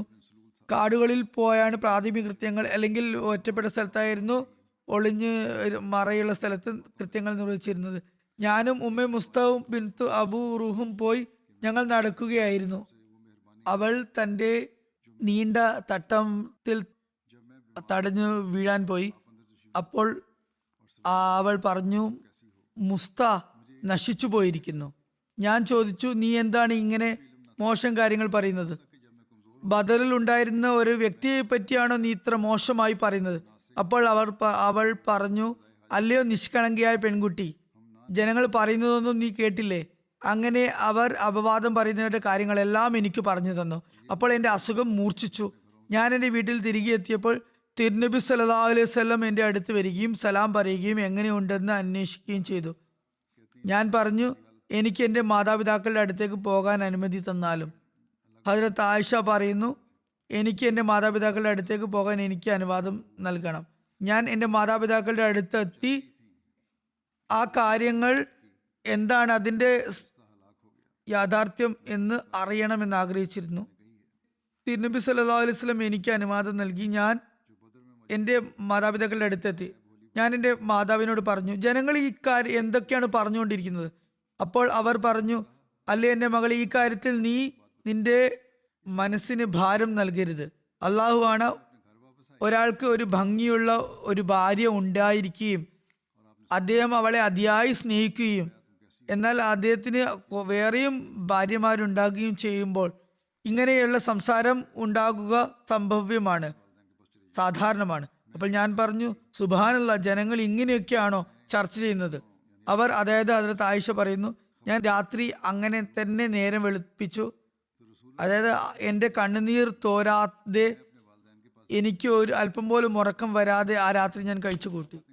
പിന്നെ രാവിലെ ആയപ്പോൾ തിരുനബി സല്ലല്ലാഹു അലൈഹി വസല്ലം ഹദ്റത്ത് അലി ബിൻ അബൂ താലിബിനെയും ഹദ്റത്ത് ഉസാമ ബിൻ സെയ്ദിനെയും വിളിച്ചു. അതേക്കുറിച്ച് വഹി ഇറങ്ങാൻ താമസം വന്നപ്പോൾ തിരുനബി സല്ലല്ലാഹു അലൈഹി വസല്ലം അവർ രണ്ടുപേരോടും തൻ്റെ ഭാര്യയെ ഉപേക്ഷിക്കുന്നതിനെ സംബന്ധിച്ച് അഭിപ്രായം ആരായാൻ ആഗ്രഹിച്ചു. ഹദരത്ത് ഉസാമയെ കുറിച്ച് പറയുന്നു, അദ്ദേഹം അറിയും പോലെയൊക്കെ അഭിപ്രായം നൽകി പറഞ്ഞു. അത് തിരുനബി സല്ലല്ലാഹു അലൈഹി വസല്ലമയ്ക്ക് ഹദരത്ത് ആയിഷയോടുള്ള ബന്ധത്തെക്കുറിച്ച്, ഹദരത്ത് ആയിഷയെക്കുറിച്ചും അവസ്ഥകളെക്കുറിച്ചുമൊക്കെ നന്നായി അറിഞ്ഞിരുന്നു. എന്തായാലും ഹദരത്ത് ഉസാമ പറഞ്ഞു, അല്ലയോ റസൂലുള്ളാഹി സ്വല്ലല്ലാഹു അലൈഹി വസല്ലം, അവർ താങ്കളുടെ ഭാര്യയാണ്, അവരെക്കുറിച്ച് നന്മയല്ലാതെ എനിക്കൊന്നും തന്നെ അറിയില്ല. എന്നാൽ ഹദരത്ത് അലി ബിൻ അബു താലിബ് എന്താണ് പറഞ്ഞതെന്നാൽ, അദ്ദേഹം പറഞ്ഞു, യാ റസൂലല്ലാഹി സ്വല്ലല്ലാഹു അലൈഹി വസല്ലം, അള്ളാഹു താങ്കൾക്ക് യാതൊരു ബുദ്ധിമുട്ടും വരുത്തിയിട്ടില്ല. അവരെ കൂടാതെ വേറെയും ഒരുപാട് സ്ത്രീകളുണ്ട്. ഈ ഭൃത്യയോട് കാര്യങ്ങൾ ചോദിച്ചറിയുക, അവർ അങ്ങയോട് സത്യം പറയുന്നതാണ്. അങ്ങനെ തിരുനബി സല്ലല്ലാഹു അലൈഹി വസല്ലം ബറീറയെ വിളിപ്പിച്ചു. തിരുനബി സല്ലല്ലാഹു അലൈഹി വസല്ലം ചോദിച്ചു, ബറീറ, നിനക്ക് സംശയം ഉളവാകുന്ന വല്ല കാര്യവും നീ അവരിൽ കണ്ടിട്ടുണ്ടോ? ബറീറ പറഞ്ഞു, താങ്കൾ സത്യവുമായി അയച്ച നാഥനെ കൊണ്ട് സത്യം, ഞാൻ അവരിൽ ഒരു ന്യൂനതയും വേറെ കണ്ടിട്ടില്ല. അതായത് വളരെ ചെറിയ പ്രായത്തിലുള്ള ആ പെൺകുട്ടിയാണ്, ബാലികയാണ്. മാവ് കുഴച്ചുകൊണ്ടിരിക്കുമ്പോൾ ഉറങ്ങിപ്പോകും, അത് ആട് വന്ന് കഴിക്കും, അതല്ലാതെ ഒരു ന്യൂനതയും കണ്ടിട്ടില്ല. തിരുനബി സല്ലല്ലാഹു അലൈഹി വസല്ലം ആ ദിവസം തന്നെ എഴുന്നേറ്റു. അവർ അബ്ദുല്ലാ ബിൻ ഉബയ്യ ബിൻ സുലുലിനെ സംബന്ധിച്ച് ഒഴികഴിവ് ആഗ്രഹിച്ചു. തിരുനബി സല്ലല്ലാഹു അലൈഹി വസല്ലം പറഞ്ഞു, എനിക്ക് എൻ്റെ കുടുംബത്തെക്കുറിച്ച്, എൻ്റെ ഭാര്യയെക്കുറിച്ച് പ്രയാസമുണ്ടാക്കിയവർക്ക് വേണ്ടി ഒഴികഴിവ് പറയാൻ ആഗ്രഹിക്കുന്ന ആരാണ്? അള്ളാഹു ആണ്. ഞാൻ എൻ്റെ ഭാര്യമാരിൽ നന്മയല്ലാതെ മറ്റൊന്നും കണ്ടിട്ടില്ല. ജനങ്ങൾ പറയുന്ന ആളെ സംബന്ധിച്ചും നന്മയല്ലാതെ എനിക്കൊന്നും അറിയില്ല. എൻ്റെ കൂടെയല്ലാതെ അയാൾ എൻ്റെ വീട്ടിൽ വരാറ് ഉണ്ടായിരുന്നില്ല. അത് സാദ് ബിൻ മുആസ് എഴുന്നേറ്റ് നിന്ന് പറഞ്ഞു, അള്ളാഹു ആണ്, ഞാൻ അയാളുടെ കാര്യത്തിൽ അങ്ങേ കുറ്റക്കാരനായി കാണുന്നില്ല. അയാൾ ഔസിൽ നിന്നുള്ള ആളാണെങ്കിൽ ഞങ്ങൾ അയാളുടെ തല കൊയ്യുന്നതാണ്. ഇനി അയാൾ ഞങ്ങളുടെ സഹോദരങ്ങളിൽ പെട്ട ഖദ്രജിൽപ്പെട്ട ആളാണെങ്കിൽ താങ്കൾ ഞങ്ങളോട് കൽപ്പിക്കുന്നതനുസരിച്ച് ഞങ്ങൾ ചെയ്യുന്നതാണ്. അപ്പോൾ ഹസ്രത്ത് നേതാവായ ഹസ്രത്ത് സാദ് ബിൻ ഉബാദ എഴുന്നേറ്റ് നിന്നു. നേരത്തെ അദ്ദേഹം നിഷ്കളങ്കൻ ആയിരുന്നു, എന്നാൽ സമൂഹത്തിന്റെ പിന്തുണ അദ്ദേഹത്തിന് അക്കാര്യത്തിൽ ഉണ്ടായിരുന്നു. അദ്ദേഹം ആവേശത്തിലായിരുന്നു. പറഞ്ഞു, നിങ്ങൾ പറഞ്ഞത് തെറ്റാണ്, അള്ളാഹു ആണ്, നിങ്ങൾ അയാളെ കൊല്ലുന്നതല്ല. അതായത് ഗോത്രങ്ങൾക്കിടയിൽ തർക്കമുണ്ടായി, അതിന് നിങ്ങൾക്ക് കഴിവില്ല എന്ന് പറഞ്ഞു. ഹദരത്ത് ഉസൈദ് ബിൻ ഹുസൈർ എഴുന്നേറ്റു. അദ്ദേഹം പറഞ്ഞു, നിങ്ങൾ തെറ്റാണ് പറയുന്നത്, അള്ളാഹു ആണ്, ഞങ്ങൾ തീർച്ചയായും അയാളെ കൊല്ലുന്നതാണ്. നീ മുനാഫിക്കാണ്. മുനാഫിങ്ങളുടെ ഭാഗത്തു നിന്നും വഴക്കിടുകയാണ്. തുടർന്ന് രണ്ട് ഗോത്രങ്ങളും ഔസും ഖസ്റജും തമ്മിൽ ഷണ്ഠയായി. അങ്ങനെ അവർ പരസ്പരം കൊമ്പ് കോർക്കാൻ തയ്യാറായി. നബി സല്ലല്ലാഹു അലൈഹി വസല്ലം മിമ്പറിൽ തന്നെയായിരുന്നു. തിരുനബി താഴേക്ക് ഇറങ്ങിവന്ന് അവരെ സമാശ്വസിപ്പിച്ചു, സമാധാനമുണ്ടാക്കി. അവർ നിശബ്ദരായി. തിരുനബി സല്ലല്ലാഹു അലൈഹി വസല്ലമയും മൗനം പാലിച്ചു. ഹസ്രത്ത് ആയിഷ പറയുന്നു, ഞാൻ പകൽ മുഴുവൻ കരഞ്ഞുകൊണ്ടിരുന്നു. ഈ സംഭവം തിരുനബി സല്ലല്ലാഹു അലൈഹി വസല്ലമയ്ക്ക് മനസ്സിലായി. ഹസ്രത്ത് ആയിഷ പറയുകയാണ്, എന്തൊക്കെയാണ് നടക്കാനുള്ളതൊക്കെ നടന്നുകൊണ്ടിരുന്നു, എന്നാൽ ഞാൻ ദിവസം മുഴുവൻ കരഞ്ഞുകൊണ്ടേയിരുന്നു, പകൽ മുഴുവൻ. എൻ്റെ കണ്ണുനീർ തോർന്നതേയില്ല, എനിക്ക് ഉറക്കം വരുന്നതും ഉണ്ടായില്ല. എൻ്റെ മാതാപിതാക്കൾ എൻ്റെ അടുക്കൽ വന്നു. ഞാൻ 2 രാത്രിയും 1 പകലും കരഞ്ഞുകൊണ്ടേയിരുന്നു. ഇങ്ങനെ കരഞ്ഞ് എൻ്റെ കരൾ പൊട്ടിപ്പോകുമെന്ന് എനിക്ക് തോന്നലുണ്ട്. മാതാപിതാക്കൾ ഹസ്രത്ത് ആയിഷയുടെ അടുത്ത് ഇരിക്കുകയായിരുന്നു. ഞാൻ കരയുകയുമായിരുന്നു. ആ സമയത്ത് ഒരു അൻസാരി സ്ത്രീ അകത്തേക്ക് വരുവാൻ അനുവാദം ചോദിച്ചു. ഞാൻ അവർക്ക് അനുമതി നൽകി. അവർ ഇരുന്ന് എന്നോടൊപ്പം കരയാൻ തുടങ്ങി. ഈ അവസ്ഥയിൽ തിരുനബി സല്ലല്ലാഹു അലൈഹി വസല്ലം അകത്തേക്ക് വന്നു. എന്നിട്ട് ഇരുന്നു. എന്നെ പറ്റി പറഞ്ഞു കേട്ടതിന് ശേഷം, ഈ കാര്യങ്ങൾ പറഞ്ഞു കേട്ടതിന് ശേഷം തിരുനബി സല്ലല്ലാഹു അലൈഹി വസല്ലം എൻ്റെ അടുത്ത് ഇരുന്നതേ ഉണ്ടായിരുന്നില്ല. തിരുനബി സല്ലല്ലാഹു അലൈഹി വസല്ലം 1 മാസം ഇങ്ങനെ തന്നെയാണ് ഉണ്ടായിരുന്നത്, ഇങ്ങനെയാണ് ചെയ്തിരുന്നത്. എന്നെ സംബന്ധിച്ച് തിരുനബി സല്ലല്ലാഹു അലൈഹി വസല്ലമക്ക് ഒരു വഹ്യും അതുവരെ ഉണ്ടായിരുന്നില്ല. ഹദരത്ത് ആയിഷ പറയുന്നു, തിരുനബി സല്ലല്ലാഹു അലൈഹി വസല്ലം തശഹുദ് ചൊല്ലി. പിന്നെ പറഞ്ഞു, ആയിഷ, നിന്നെക്കുറിച്ച് ഈ കാര്യങ്ങൾ ഞാൻ കേട്ടിരിക്കുന്നു. നീ നിരപരാധിയാണെങ്കിൽ തീർച്ചയായും അള്ളാഹു നിന്റെ നിരപരാധിത്വം വെളിപ്പെടുത്തുന്നതാണ്. എന്നാൽ ഇനി നിന്റെ ഭാഗത്തു നിന്ന് വല്ല അപാകതയും ഉണ്ടായിട്ടുണ്ടെങ്കിൽ അള്ളാഹുവിനോട് പൊറുക്കലിനെ തേടുക, അവന്റെ സവിധത്തിൽ പശ്ചാത്താപം ഇരക്കുക. കാരണം ദാസൻ തന്റെ കുറ്റം സമ്മതിച്ച് അവനോട് പശ്ചാത്തപിച്ചാൽ അള്ളാഹു അവനിലേക്ക് കാരുണ്യത്തോടെ തിരിയുന്നതാണ്. തിരുനബി സല്ലല്ലാഹു അലൈഹി വസല്ലം തന്റെ സംസാരം നിർത്തിയപ്പോൾ എൻ്റെ കണ്ണുനീർ തോർന്നിരുന്നു. എനിക്ക് ഒരു കണ്ണുനീർ തുള്ളി പോലും അനുഭവപ്പെട്ടില്ല. അതിനുശേഷം ഞാൻ എൻ്റെ പിതാവിനോട് ഹദ്റത്ത് അബൂബക്കറിനോട് പറഞ്ഞു, തിരുനബി സല്ലല്ലാഹു അലൈഹി വസല്ലമയ്ക്ക് എൻ്റെ ഭാഗത്തു നിന്ന് മറുപടി നൽകിയാലും. അദ്ദേഹം പറഞ്ഞു, അള്ളാഹു ആണ്, തിരുനബി സല്ലല്ലാഹു അലൈഹി വസല്ലമയ്ക്ക് എന്താണ് മറുപടി നൽകേണ്ടതെന്ന് എനിക്കറിയില്ല. പിന്നെ ഞാൻ എൻ്റെ മാതാവിനോട് പറഞ്ഞു, എനിക്ക് വേണ്ടി തിരുനബി സല്ലല്ലാഹു അലൈഹി വസല്ലമയോട് മറുപടി പറഞ്ഞാലോ. അവർ പറഞ്ഞു, അള്ളാഹു ആണ്, നബി സല്ലല്ലാഹു അലൈഹി വസല്ലമയോട് എന്തു പറയണമെന്ന് എനിക്ക് ഒരു പിടുത്തവുമില്ല. ഹസ്രത്ത് ആയിഷ പറയുന്നു, ഞാൻ നന്നേ ചെറിയ പ്രായത്തിലുള്ള ഒരു ബാലികയായിരുന്നു. ഖുർആൻ എനിക്ക് കൂടുതലായി അറിയുമായിരുന്നില്ല. എന്നാൽ ഞാൻ പറഞ്ഞു, അള്ളാഹു ആണ്. ജനങ്ങൾ പറയുന്നതിനെ സംബന്ധിച്ച് എല്ലാവരും കേട്ടതായി എനിക്കറിയാം. നിങ്ങളുടെ മനസ്സുകളിൽ അതൊക്കെ കുടിയിരുന്നിരിക്കുന്നു, ഉറച്ചിരിക്കുന്നു. നിങ്ങൾക്ക് അത് ശരിയാണെന്നും തോന്നുന്നു. ഞാൻ നിങ്ങളോട് നിരപരാധിയാണെന്ന് സ്വയം പറഞ്ഞാൽ അള്ളാഹുവിനെ അറിയാം ഞാൻ തീർച്ചയായും നിരപരാധിയാണെന്ന്. നിങ്ങൾ എന്നെ സത്യവതിയാണെന്ന് മനസ്സിലാക്കുന്നതല്ല. ഇനി ഞാൻ വല്ല കാര്യവും അത് സമ്മതിച്ചാൽ അള്ളാഹുവിന് ഞാൻ നിരപരാധിയാണെന്ന് തീർച്ചയായും അറിയാം. നിങ്ങൾ അത് സത്യമാണെന്ന് കരുതുകയും ചെയ്യും. അള്ളാഹു ആണ്. ഞാൻ എൻ്റെയും നിങ്ങളുടെയും ഉപമ യൂസുഫിന്റെ പിതാവിൻ്റെത് പോലെയാണ് കാണുന്നത്. അദ്ദേഹം പറഞ്ഞു, ഫസബ്റുൻ ജമീലുൻ വല്ലാഹുൽ മുസ്തആനു അലാ മാ തസിഫൂൻ. നല്ല പോലെ ക്ഷമിക്കുകയാണ് ഇനി ഉചിതമായിട്ടുള്ളത്. നിങ്ങൾ പറയുന്നത് ഒഴിവാക്കാൻ അള്ളാഹുവിനോട് മാത്രമേ സഹായം തേടാനാകുകയുള്ളൂ. പിന്നെ ഞാൻ അവനോട് മാത്രമേ സഹായം തേടുകയുമുള്ളൂ. പിന്നെ ഞാൻ എൻ്റെ കിടക്കപ്പിരിയിൽ തന്നെ തിരിഞ്ഞു കിടന്നു. അള്ളാഹു എൻ്റെ നിരപരാധിത്വം തെളിയിക്കണമെന്ന് ഞാൻ പ്രതീക്ഷിച്ചിരുന്നു. എന്നാൽ അള്ളാഹു ആണ്. എന്നെ സംബന്ധിച്ച് വഹി ഇറങ്ങണമെന്നും ഞാൻ ആഗ്രഹിച്ചിരുന്നില്ല. എന്നെ സംബന്ധിച്ച് ഖുറാനിൽ കാര്യങ്ങൾ വിവരിക്കാൻ മാത്രം ഞാൻ വലിയവളാണെന്ന് ഞാൻ കരുതിയിരുന്നില്ല. ഞാൻ വളരെ നിസ്സാരിയായിട്ടാണ് കരുതിയിരുന്നത്. പക്ഷെ എന്നെ നിരപരാധിയാണെന്ന് വ്യക്തമാക്കിക്കൊണ്ട് തിരുനബി സല്ലല്ലാഹു അലൈഹി വസല്ലം നിദ്രയിൽ വല്ല സ്വപ്ന ദർശനവും കാണുമെന്ന് ഞാൻ കരുതിയിരുന്നു. അള്ളാഹു ആണ്. നബി സല്ലല്ലാഹു അലൈഹി വസല്ലം താൻ ഇരുന്ന സ്ഥലത്ത് തന്നെ തുടർന്നുകൊണ്ടിരുന്നു. വീട്ടുകാരും ആരും പുറത്തു പോയിരുന്നില്ല. അതേ അവസ്ഥയിൽ തന്നെ തിരുനബി സല്ലല്ലാഹു അലൈഹി വസല്ലമയ്ക്ക് മേൽ വഹി ഇറങ്ങാൻ തുടങ്ങി. വഹി ഉണ്ടാകുമ്പോൾ സംഭവിക്കുന്ന അതേ സമ്മർദ്ദം തിരുനബി സല്ലല്ലാഹു അലൈഹി വസല്ലമയ്ക്ക് മേൽ അനുഭവപ്പെട്ടു.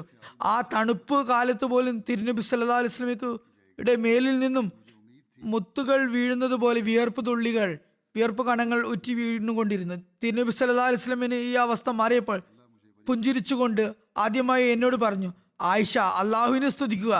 അവൻ നിന്റെ നിരപരാധിത്വം വെളിപ്പെടുത്തിയിരിക്കുന്നു. എൻ്റെ ഉമ്മ പറഞ്ഞു, എഴുന്നേറ്റ് തിരുനബി സല്ലല്ലാഹു അലൈഹി വസല്ലമയുടെ അടുക്കൽ പോകുക. അപ്പോൾ ഞാൻ പറഞ്ഞു, ഇല്ല, അള്ളാഹു ആണ്. ഞാൻ തിരുനബി സല്ലല്ലാഹു അലൈഹി വസല്ലമയുടെ അടുത്ത് പോകുന്നതല്ല. അള്ളാഹുവിനെ അല്ലാതെ ഞാൻ ഒരാളെയും സ്തുതിക്കുന്നതുമല്ല. അള്ളാഹു ഇങ്ങനെ വഹിയിറക്കി, ഇന്നല്ലസീന ജാഉ ബിൽ ഇഫ്കി ഉസ്ബത്തും മിൻകും. തീർച്ചയായും വലിയ കള്ളം കെട്ടിപ്പറഞ്ഞവർ നിങ്ങളിൽ തന്നെയുള്ള ഒരു സംഘമായിരുന്നു.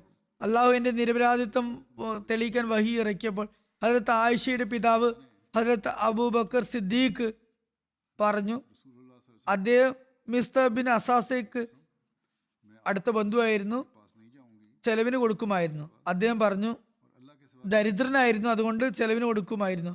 പറഞ്ഞു, അള്ളാഹു ആണ്, ഞാൻ മിസ്തേക്ക് ഒരിക്കലും ഇനി ചെലവിന് കൊടുക്കുന്നതല്ല. അയാൾ ഹസ്രത്ത് ആയിഷയെ പറ്റി മോശം പറഞ്ഞിരിക്കുന്നു. അപ്പോൾ അള്ളാഹു ഇങ്ങനെ വഹി ഇറക്കി, വലായാത്തിൽ ഉലുൽ ഫദ്ലി മിൻകും വസാത്തി അയ്യൂതു ഉലുൽ ഖുർബ വൽ മസാക്കിന വൽ മുഹാജിരീന ഫീ സബീലില്ലാഹി വലിയസ്ഫഹു അലാ തുഹിബൂന ഇയഗ്ഫിറുല്ലാഹു ലക്കും വല്ലാഹു ഗഫൂറുർ റഹീം. നിങ്ങളിൽ സാമ്പത്തിക ശേഷിയുള്ളവർ തങ്ങളുടെ ഉറ്റ ബന്ധുക്കൾക്കും അഗതികൾക്കും ദേവമാർഗത്തിൽ ഹിജ്റത്ത് ചെയ്യുന്നവർക്കും ഒന്നും നൽകുന്നതല്ല എന്ന് ശപഥം ചെയ്യരുത്. അവർക്ക് പുറത്തു കൊടുക്കുന്നതും വിട്ടുകൊടുക്കുന്നതുമാണ് നല്ലത്. കാരണം അള്ളാഹു നിങ്ങൾക്ക് പുറത്തു തരുന്നത് നിങ്ങൾ ഇഷ്ടപ്പെടുന്നില്ലേ? അവൻ അള്ളാഹു വളരെ പുറത്തു കൊടുക്കുന്നവനും കാരുണ്യവാനുമാകുന്നു. ഹസ്രത്ത് അബൂബക്കർ പറഞ്ഞു, എന്തുകൊണ്ടില്ല, തീർച്ചയായും ഞാൻ അത് ഇഷ്ടപ്പെടുന്നു. അള്ളാഹു എനിക്ക് പുറത്തു തരുന്നതാണ് ഞാൻ ഇഷ്ടപ്പെടുന്നത്. അദ്ദേഹം മിസ്റ്റേക്ക് വീണ്ടും ചെലവിന് കൊടുക്കാൻ തുടങ്ങി. അതായത് ഹസ്രത്ത് അബൂബക്കർ നൽകിക്കൊണ്ടിരുന്ന ചെലവ് വീണ്ടും തുടർന്നു കൊടുക്കാൻ തുടങ്ങി. തിരുനബി സല്ലല്ലാഹു അലൈഹി വസല്ലം എന്നെ സംബന്ധിച്ച് ഹസ്രത്ത് സൈനബ് ബിൻ ജാഷിനോട് ചോദിക്കുമായിരുന്നു ഇഫ്കിനെ കുറിച്ച്. ഹസ്രത്ത് ആയിഷ പറയുന്നു, തിരുനബി സല്ലല്ലാഹു അലൈഹി വസല്ലം ഹസ്രത്ത് സൈനബിനോട് എന്നെ പറ്റി അക്കാര്യത്തിൽ ചോദിക്കുമായിരുന്നു. ഹസ്രത്ത് ആയിഷയെ പറ്റി ചോദിക്കാറുണ്ടായിരുന്നു. തിരുനബി സല്ലല്ലാഹു അലൈഹി വസല്ലം പറഞ്ഞു സൈനബിനോട്, സൈനബ്, നിനക്ക് അറിയുമോ നിന്റെ അഭിപ്രായം എന്താണ് ഇതേക്കുറിച്ച്, ആയിഷയെക്കുറിച്ച്? അപ്പോൾ അവർ പറഞ്ഞു, യാ റസൂലല്ലാഹ് സല്ലല്ലാഹു അലൈഹി വസല്ലം, ഞാൻ എൻ്റെ കേൾവിയും കാഴ്ചയും സുരക്ഷിതമാക്കി വച്ചിരിക്കുന്നു. അള്ളാഹു ആണ്, ഞാൻ അവരിൽ നന്മ മാത്രമേ കണ്ടിട്ടുള്ളൂ. ഹസ്രത്ത് ആയിഷ പറയുന്നു, ഇതേ സൈനബ് തന്നെയാണ് എന്നോട് എപ്പോഴും മത്സരിച്ചു കൊണ്ടിരുന്നത്. അള്ളാഹു അവരെ ഭയഭക്തി കാരണം രക്ഷിച്ചിരുന്നു. ഇത് ഒരു നീണ്ട നിവേദനമാണ്, ബുഖാരിയിലുള്ള ഹദീസാണ്. ഹജരത്ത് അഖ്ദസ് മസീമോദ് അലി ഇസ്ലാം പറയുന്നു, അള്ളാഹു മുന്നറിയിപ്പിന്റെ താക്കീതുകളുടെ പ്രവചനങ്ങളെ പശ്ചാത്താപം, പാപപ്പൊറുതി, ദുആ, സദ്ക എന്നിവ കൊണ്ട് റദ്ദാക്കുന്നത് തന്റെ കീഴ്വഴക്കത്തിൽ ഉൾപ്പെടുത്തിയിരിക്കുന്നു. അതുപോലെ മനുഷ്യനും അവൻ ഇതേ സ്വഭാവവും ശീലവുമാണ് പഠിപ്പിച്ചിരിക്കുന്നത്. വിശുദ്ധ ഖുറാനിൽ നിന്നും ഹദീസിൽ നിന്നും അതാണ് തെളിയുന്നത്. അതായത് ഹജരത്ത് ആയിഷ റളിയല്ലാഹു അൻഹയെ പറ്റി മുനാഫിക്കീങ്ങൾ തികച്ചും അടിസ്ഥാനരഹിതമായ നിലയിൽ അപവാദം പറഞ്ഞുണ്ടാക്കുകയും ആ ചർച്ചയിൽ ചില നിഷ്കളങ്കരായ സഹാബാക്കളും ഉൾപ്പെടുകയുമുണ്ടായി. ഒരു സഹാബി ഹജരത്ത് അബൂബക്കർ റളിയല്ലാഹു അൻഹുവിന്റെ വീട്ടിൽ നിന്നും 2 നേരം റൊട്ടി കഴിച്ചിരുന്ന വ്യക്തിയായിരുന്നു. ഹജരത്ത് അബൂബക്കർ അദ്ദേഹത്തിന്റെ ഈ കുറ്റം കാരണം അള്ളാഹുവിന്റെ പേരിൽ ആണയിട്ടുകൊണ്ട് ശപഥം ചെയ്തു, ശിക്ഷ എന്ന നിലക്ക് ഞാൻ ഒരു ഉറച്ച തീരുമാനം എടുത്തിരിക്കുന്നു. അയാളുടെ ഈ അനാവശ്യ കാര്യത്തിന്റെ ശിക്ഷ എന്നോണം ഒരിക്കലും ഞാൻ അയാൾക്ക് ഇനി റൊട്ടി കൊടുക്കുന്നതല്ല.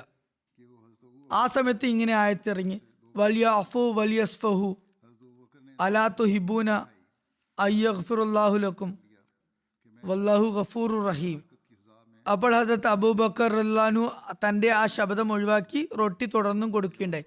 അതുകൊണ്ട് ഇത് ഇസ്ലാമികത്തിന്റെ ധാർമ്മികതയിൽ ഉൾപ്പെട്ട കാര്യമാണ്. ഹജരത്ത് മസീഹ് ഇസ്ലാം പറയുന്നു, അതുകൊണ്ട് ശിക്ഷ എന്നോണം ആരെങ്കിലും കഠിന ശപഥം ചെയ്യുകയാണെങ്കിൽ അത് ഖണ്ഡിക്കുക, അത് ഇല്ലാതാക്കുക എന്നത് സ്വഭാവത്തിൽ പെട്ടതാണ്. ഉദാഹരണത്തിന്, ആരെങ്കിലും തന്റെ സേവകരെ പറ്റി ഞാൻ അയാളെ എന്തായാലും 50 ചെരുപ്പ് കൊണ്ട് അടിക്കും എന്ന് ശപഥം ചെയ്തിട്ടുണ്ടെങ്കിൽ അയാളുടെ പശ്ചാത്താപവും താഴ്മയും കാരണം മാപ്പ് കൊടുക്കുന്നത് ഇസ്ലാമിന്റെ ധാർമ്മികതയിൽ പെട്ട കാര്യമാകുന്നു. അങ്ങനെ തഖല്ലുഖ് ബി അഖ്ലാഖില്ല, അള്ളാഹുവിന്റെ സ്വഭാവം സംശീകരിക്കുക എന്ന കാര്യവും നേടാവുന്നതാണ്. എന്നാൽ വാഗ്ദാനം ഒരിക്കലും നല്ല കാര്യത്തിലുള്ളത് ലംഘിക്കാൻ പാടില്ല. വാഗ്ദാനം ലംഘിച്ചാൽ അതേക്കുറിച്ച് വിചാരണ ഉണ്ടാകുന്നതായിരിക്കും. എന്നാൽ ശിക്ഷിക്കാം എന്ന ശബ്ദത്തിൽ ചോദ്യം ചെയ്യപ്പെടുന്നതല്ല. വാഗ്ദാനം എന്താണ്, മുന്നറിയിപ്പ് എന്താണ്, വാദയും വായിദും എന്താണെന്നത് മറ്റൊരു വിഷയമാണ്. അത് നേരത്തെയും വിവരിച്ചു കഴിഞ്ഞതാണ്. ഏതായാലും അഹ്സാബ് യുദ്ധത്തെ പറ്റിയാണ് ഇനി പരാമർശിക്കുന്നത്. ഇത് ഹിജ്റ 5-ാം വർഷം ഷവാൽ മാസത്തിലാണ് അരങ്ങേറിയത്. ഇത് മക്കയിലെ ഖുറൈശികൾക്കും മുസ്ലിങ്ങൾക്കും ഇടയിൽ ഉണ്ടായ 3ാമത്തെ വലിയ യുദ്ധമാണ്. ഇത് ഖന്തക് യുദ്ധം എന്നും അറിയപ്പെടുന്നു. ഈ യുദ്ധം ഹിജ്റ 5-ാം വർഷം ഷവാലിലാണ് ഉണ്ടായത്. ഖുറൈശികൾ, ഖൈബർ യഹൂദികൾ മറ്റനേകം സംഘങ്ങളുമായി മദീനയെ ആക്രമിക്കാൻ വന്നിരുന്നു. അതുകൊണ്ട് വിശുദ്ധ ഖുറാനിലെ ഇതിന്റെ പേര് അഹ്സാബ് എന്നും പറയപ്പെടുന്നുണ്ട്. ഒരുപാട് ഗോത്രങ്ങൾ എന്ന അർത്ഥത്തിൽ, അതായത് അഹ്സാബ് യുദ്ധം എന്ന് പറയുന്നു. തിരുനബി സല്ലല്ലാഹു അലൈഹി വസല്ലം യഹൂദ ഗോത്രമായ ബനു നദീറിനെ നാടുകടത്തിയപ്പോൾ അവർ ഖൈബറിലേക്ക് കുടിയേറി പാർത്തു. അവരിലെ ഉന്നതരും ആദരണീയരുമായ ചിലർ മക്കയിലേക്ക് പുറപ്പെട്ടു. അവർ ഖുറൈശികളെയൊക്കെ വിളിച്ചുകൂട്ടി തങ്ങളുടെ പക്ഷം ചേർത്തു. തിരുനബി സല്ലല്ലാഹു അലൈഹി വസല്ലമയ്ക്കെതിരിൽ പ്രകോപിപ്പിച്ചുകൊണ്ടിരുന്നു. അവർ ഖുറൈശികളുമായി ഉടമ്പടി ചെയ്തു. എല്ലാവരും യുദ്ധം ചെയ്യാൻ സമ്മതിച്ചു. അതിനുവേണ്ടി അവർ ഒരു സമയവും നിശ്ചയിച്ചു. ബനു നദീറിലെ ആളുകൾ ഖുറൈശികളിൽ നിന്ന് പുറപ്പെട്ട് ഖത്ഫാൻ, സുലൈം ഗോത്രങ്ങളുടെ അടുക്കെത്തി. അവരുമായും ഇതേ തരത്തിലുള്ള ഉടമ്പടികൾ ചെയ്തു. പിന്നെ അവർ അവിടെ നിന്നും മുന്നോട്ട് പോയി. ഖുറൈശികൾ തയ്യാറായി വന്നു. അവർ വ്യത്യസ്ത ഗോത്രങ്ങളെയും അവരുടെ സുഹൃത്തുക്കളായ അറബികളെയും ഒരുമിച്ച് കൂട്ടി, സഖ്യകക്ഷികളെയൊക്കെ ഒരുമിച്ച് കൂട്ടി. അങ്ങനെ അവർ 4000 പേരായി. അബു സുഫിയാൻ ബിൻ ഹർബ് അവരുടെ സൈന്യാധിപനായിരുന്നു. വഴിയിൽ മറ്റു ഗോത്രക്കാരായ ആളുകളും അവരോടൊപ്പം ചേർന്നു. അങ്ങനെ സൈന്യത്തിന്റെ ആകെ അംഗബലം 10,000 മാറി. തിരുനബി സല്ലല്ലാഹു അലൈഹി വസല്ലമയ്ക്ക് അവർ മക്കയിൽ നിന്നും പുറപ്പെടുന്ന വാർത്ത കിട്ടിയപ്പോൾ തിരുനബി സല്ലല്ലാഹു അലൈഹി വസല്ലം സ്വഹാബാക്കളെ വിളിച്ചു ചേർത്തു. അവർക്ക് ശത്രുക്കളുടെ വരവിനെ പറ്റിയുള്ള വിവരം നൽകി. അതേക്കുറിച്ച് അവരുടെ അഭിപ്രായം ആരാഞ്ഞു. അപ്പോൾ ഹസ്രത്ത് സൽമാൻ ഫാരിസി കിടങ്ങു ഒഴിക്കാൻ അഭിപ്രായപ്പെട്ടു. അത് മുസ്ലിങ്ങൾക്ക് ഏറെ ഇഷ്ടപ്പെട്ടു. തിരുനബി സല്ലല്ലാഹു അലൈഹി വസല്ലമയുടെ കാലത്ത് മദീനയുടെ വടക്ക് ഭാഗം തുറന്നു കിടക്കുകയായിരുന്നു. ബാക്കി 3 ഭാഗത്ത് വീടുകളും ഈന്തപ്പനകളും ഉണ്ടായിരുന്നു. അതിലൂടെ ശത്രുക്കൾക്ക് എളുപ്പം കടന്നു വരാൻ സാധ്യമായിരുന്നില്ല. അങ്ങനെ തുറന്ന ഭാഗത്ത് കിടങ്ങ് കുഴിച്ച് പട്ടണത്തെ പ്രതിരോധിക്കാം എന്ന് തീരുമാനമുണ്ടായി. തിരുനബി സല്ലല്ലാഹു അലൈഹി വസല്ലം 3000 മുസ്ലിങ്ങളുമായി ചേർന്ന് കിടങ്ങ് കുഴിക്കാൻ തുടങ്ങി. തിരുനബി സല്ലല്ലാഹു അലൈഹി വസല്ലം മറ്റു മുസ്ലിങ്ങളോടൊപ്പം കിടങ്ങ് കുഴിക്കുന്ന പ്രവൃത്തിയിൽ ഏർപ്പെട്ടു. അത് മറ്റു മുസ്ലിങ്ങൾക്കും ആവേശം പകർന്നു. മൊത്തം 6 ദിവസം ഈ കിടങ്ങ് കുഴിക്കൽ തുടർന്നു. ഈ കിടങ്ങിന്റെ നീളം ഏകദേശം 6000 അടി, അതായത് 3.5 മൈൽ ഉണ്ടായിരുന്നു. ഹജരത്ത് അബൂബക്കർ തിരുനബി സല്ലല്ലാഹു അലൈഹി വസല്ലമയുടെ കൂടെ തന്നെ ഉണ്ടായിരുന്നു. കിടങ്ങ് കുഴിക്കുമ്പോൾ ഹജരത്ത് അബൂബക്കർ തന്റെ വസ്ത്രത്തിൽ മണ്ണ് എടുക്കുമായിരുന്നു. അദ്ദേഹം കിടങ്ങ് കുഴിക്കുന്നതിൽ മറ്റ് സഹാബാക്കളോടൊപ്പം ചേർന്ന് ജോലി ചെയ്തു. അങ്ങനെ നിശ്ചിത സമയത്തിനുള്ളിൽ കിടങ്ങ് കുഴിക്കുന്നത് പൂർത്തിയാക്കുന്നതിന് വേണ്ടി ശ്രമിച്ചു. കിടങ്ങൊഴിക്കുന്ന കാര്യത്തിൽ ഒരു മുസ്ലിമും പിന്നോക്കം നിന്നില്ല. ഹജരത്ത് അബൂബക്കറിനും ഹജരത്ത് ഉമറിനും മൺകുട്ടകൾ കിട്ടാതിരുന്നപ്പോഴൊക്കെ അവർ ഉടൻ തന്നെ തങ്ങളുടെ വസ്ത്രങ്ങൾ നീട്ടി മണ്ണ് എടുക്കുകയും കൊണ്ട് ഇടുകയും ചെയ്തിരുന്നു. അവർ രണ്ടുപേരും ഒരു ജോലിയിലും യാത്രയിലാണെങ്കിലും അല്ലെങ്കിലും മാറി നിന്നിരുന്നില്ല. തിരുനബി സല്ലല്ലാഹു അലൈഹി വസല്ലം കിടങ്ങി കുഴിക്കുന്നതിൽ അത്യധ്വാനം ചെയ്തു. ചിലപ്പോൾ മൺവെട്ടി കൊണ്ട് പണിയെടുത്തു, ചിലപ്പോൾ താഴെയുള്ള മണ്ണ് ഒരുമിച്ച് കൂട്ടി, മറ്റു ചിലപ്പോൾ കുട്ടയിൽ മണ്ണ് ചുമന്നു. ഒരു ദിവസം തിരുനബി സല്ലല്ലാഹു അലൈഹി വസല്ലമയ്ക്ക് വല്ലാത്ത ക്ഷീണം തോന്നിയപ്പോൾ ഒരിടത്തിരുന്നു. പിന്നെ ഇടതുവശം കല്ലിന് ചാർന്നിരുന്നു. തിരുനബി സല്ലല്ലാഹു അലൈഹി വസല്ലമയ്ക്ക് ഉറക്കം വന്നു. അപ്പോൾ ഹജരത്ത് അബൂബക്കറും ഹജരത്ത് ഉമറും തിരുനബി സല്ലല്ലാഹു അലൈഹി വസല്ലമയുടെ തലയുടെ ഭാഗത്ത് നിന്ന് അതിലൂടെ ആരും കടന്നുപോയി തിരുനബിയെ ഉണർത്താതിരിക്കാൻ ജനങ്ങളെ തടഞ്ഞുകൊണ്ടിരുന്നു. ഖുറൈശികളുടെയും അവരുടെ സഹായികളുടെയും 10,000 വരുന്ന സൈന്യം മദീനയിലെ മുസ്ലിങ്ങളെ വളഞ്ഞപ്പോൾ ഹജരത്ത് അബൂബക്കർ മുസ്ലിങ്ങളുടെ സൈന്യത്തിന്റെ ഒരു ഭാഗത്ത് നേതൃത്വം നൽകുകയായിരുന്നു. പിന്നീട് ഹജരത്ത് അബൂബക്കർ നേതൃത്വം നൽകിയ ഈ ഭാഗത്ത് ഒരു മസ്ജിദ് നിർമ്മിക്കപ്പെടുകയുണ്ടായി. അത് മസ്ജിദ് സിദ്ദീഖ് എന്നറിയപ്പെട്ടു. ഈ അനുസ്മരണം ഇനിയും തുടരുന്നതാണ് ഇൻഷാ അല്ലാഹ്. ഈ സമയത്ത് ഇനി ഞാൻ ചില മർഹൂമിങ്ങളെ അനുസ്മരിക്കാൻ ആഗ്രഹിക്കുന്നു. ഇതിൽ ആദ്യത്തേത് മുഖ്താർ അഹമ്മദ് ഗോന്തൽ സാഹിബയുടെ ഭാര്യ മുബാറക് ബേഗം സാഹിബയുടേതാണ്. അവർ ജനുവരി 11 93 വയസ്സിൽ വഫാത്തായി. ഇന്നാലില്ലാഹി വ ഇന്നാ ഇലൈഹി റാജിഊൻ. ഇവർ ഹജരത്ത് മസീമുദ് അലി ഇസ്ലാമിന്റെ സ്വഹാബി ചൗധരി ഗുലാം മുഹമ്മദ് ഗോന്തൽ സാഹിബിന്റെ പുത്രവധുവാണ്. ജമാഅത്തി സേവനങ്ങൾ താല്പര്യപൂർവ്വം ചെയ്തിരുന്നു. തന്റെ ഗ്രാമമായ ചെക്ക് 99 നോർത്തിലെ സദർ ലജ്നയുമായിരുന്നു. നമസ്കാരം, നോമ്പ് കാര്യങ്ങളിൽ ശുഷ്കാന്തിയുള്ള മഹിളയായിരുന്നു. സാധു സംരക്ഷിക്കുകയായിരുന്നു. ആത്മാർത്ഥതയുള്ള സ്ത്രീയായിരുന്നു. ജീവിതത്തിലുടനീളം കുട്ടികളെയും മുതിർന്നവരെയും ഖുർആൻ പഠിപ്പിക്കാൻ തൗഫീക്ക് നേടിയിരുന്നു. മർഹൂമ മൂസിയായിരുന്നു. സംതൃപ്ത കുടുംബത്തിൽ 5 ആൺമക്കളും 3 പെൺമക്കളുമുണ്ട്. മകൻ ഇഫ്തിഖാർ ഗോന്തൽ സാഹിബ് സിറിയാലിയോണിൽ മുബല്ലിഗാണ്. മുറബിയായ ഫുആദ് അഹമ്മദ് സാഹിബിന്റെ മാതാമഹിയുമാണ് ഇവർ. കൂടാതെ അവരുടെ കുടുംബത്തിൽ പേരമക്കളിൽ ഇനിയും മുറബിമാരും ജീവിതം വഖഫ് ചെയ്ത വഖഫ് സിന്ധികളുമുണ്ട്. അള്ളാഹു പരേതേക്ക് മഗ്ഫിറത്തും കാരുണ്യവും ചൊരിയട്ടെ. അവരുടെ ദുആകൾ അവരുടെ തലമുറയ്ക്ക് വേണ്ടി സ്വീകരിക്കുമാറാകട്ടെ.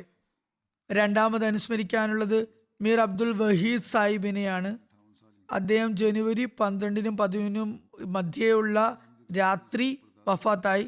ഇന്നാലില്ലാഹി വ ഇന്നാ ഇലൈഹി റാജിഊൻ. 58-ാമത്തെ വയസ്സായതിലായിരുന്നു മരണം സംഭവിച്ചത്. അദ്ദേഹത്തിന്റെ കുടുംബത്തിൽ പ്രപിതാമഹൻ മീർ അഹമ്മദ് ദീൻ സാഹിബ് മുഖേനയാണ് അഹമ്മദിയത്തിന് തുടക്കം കുറിച്ചത്.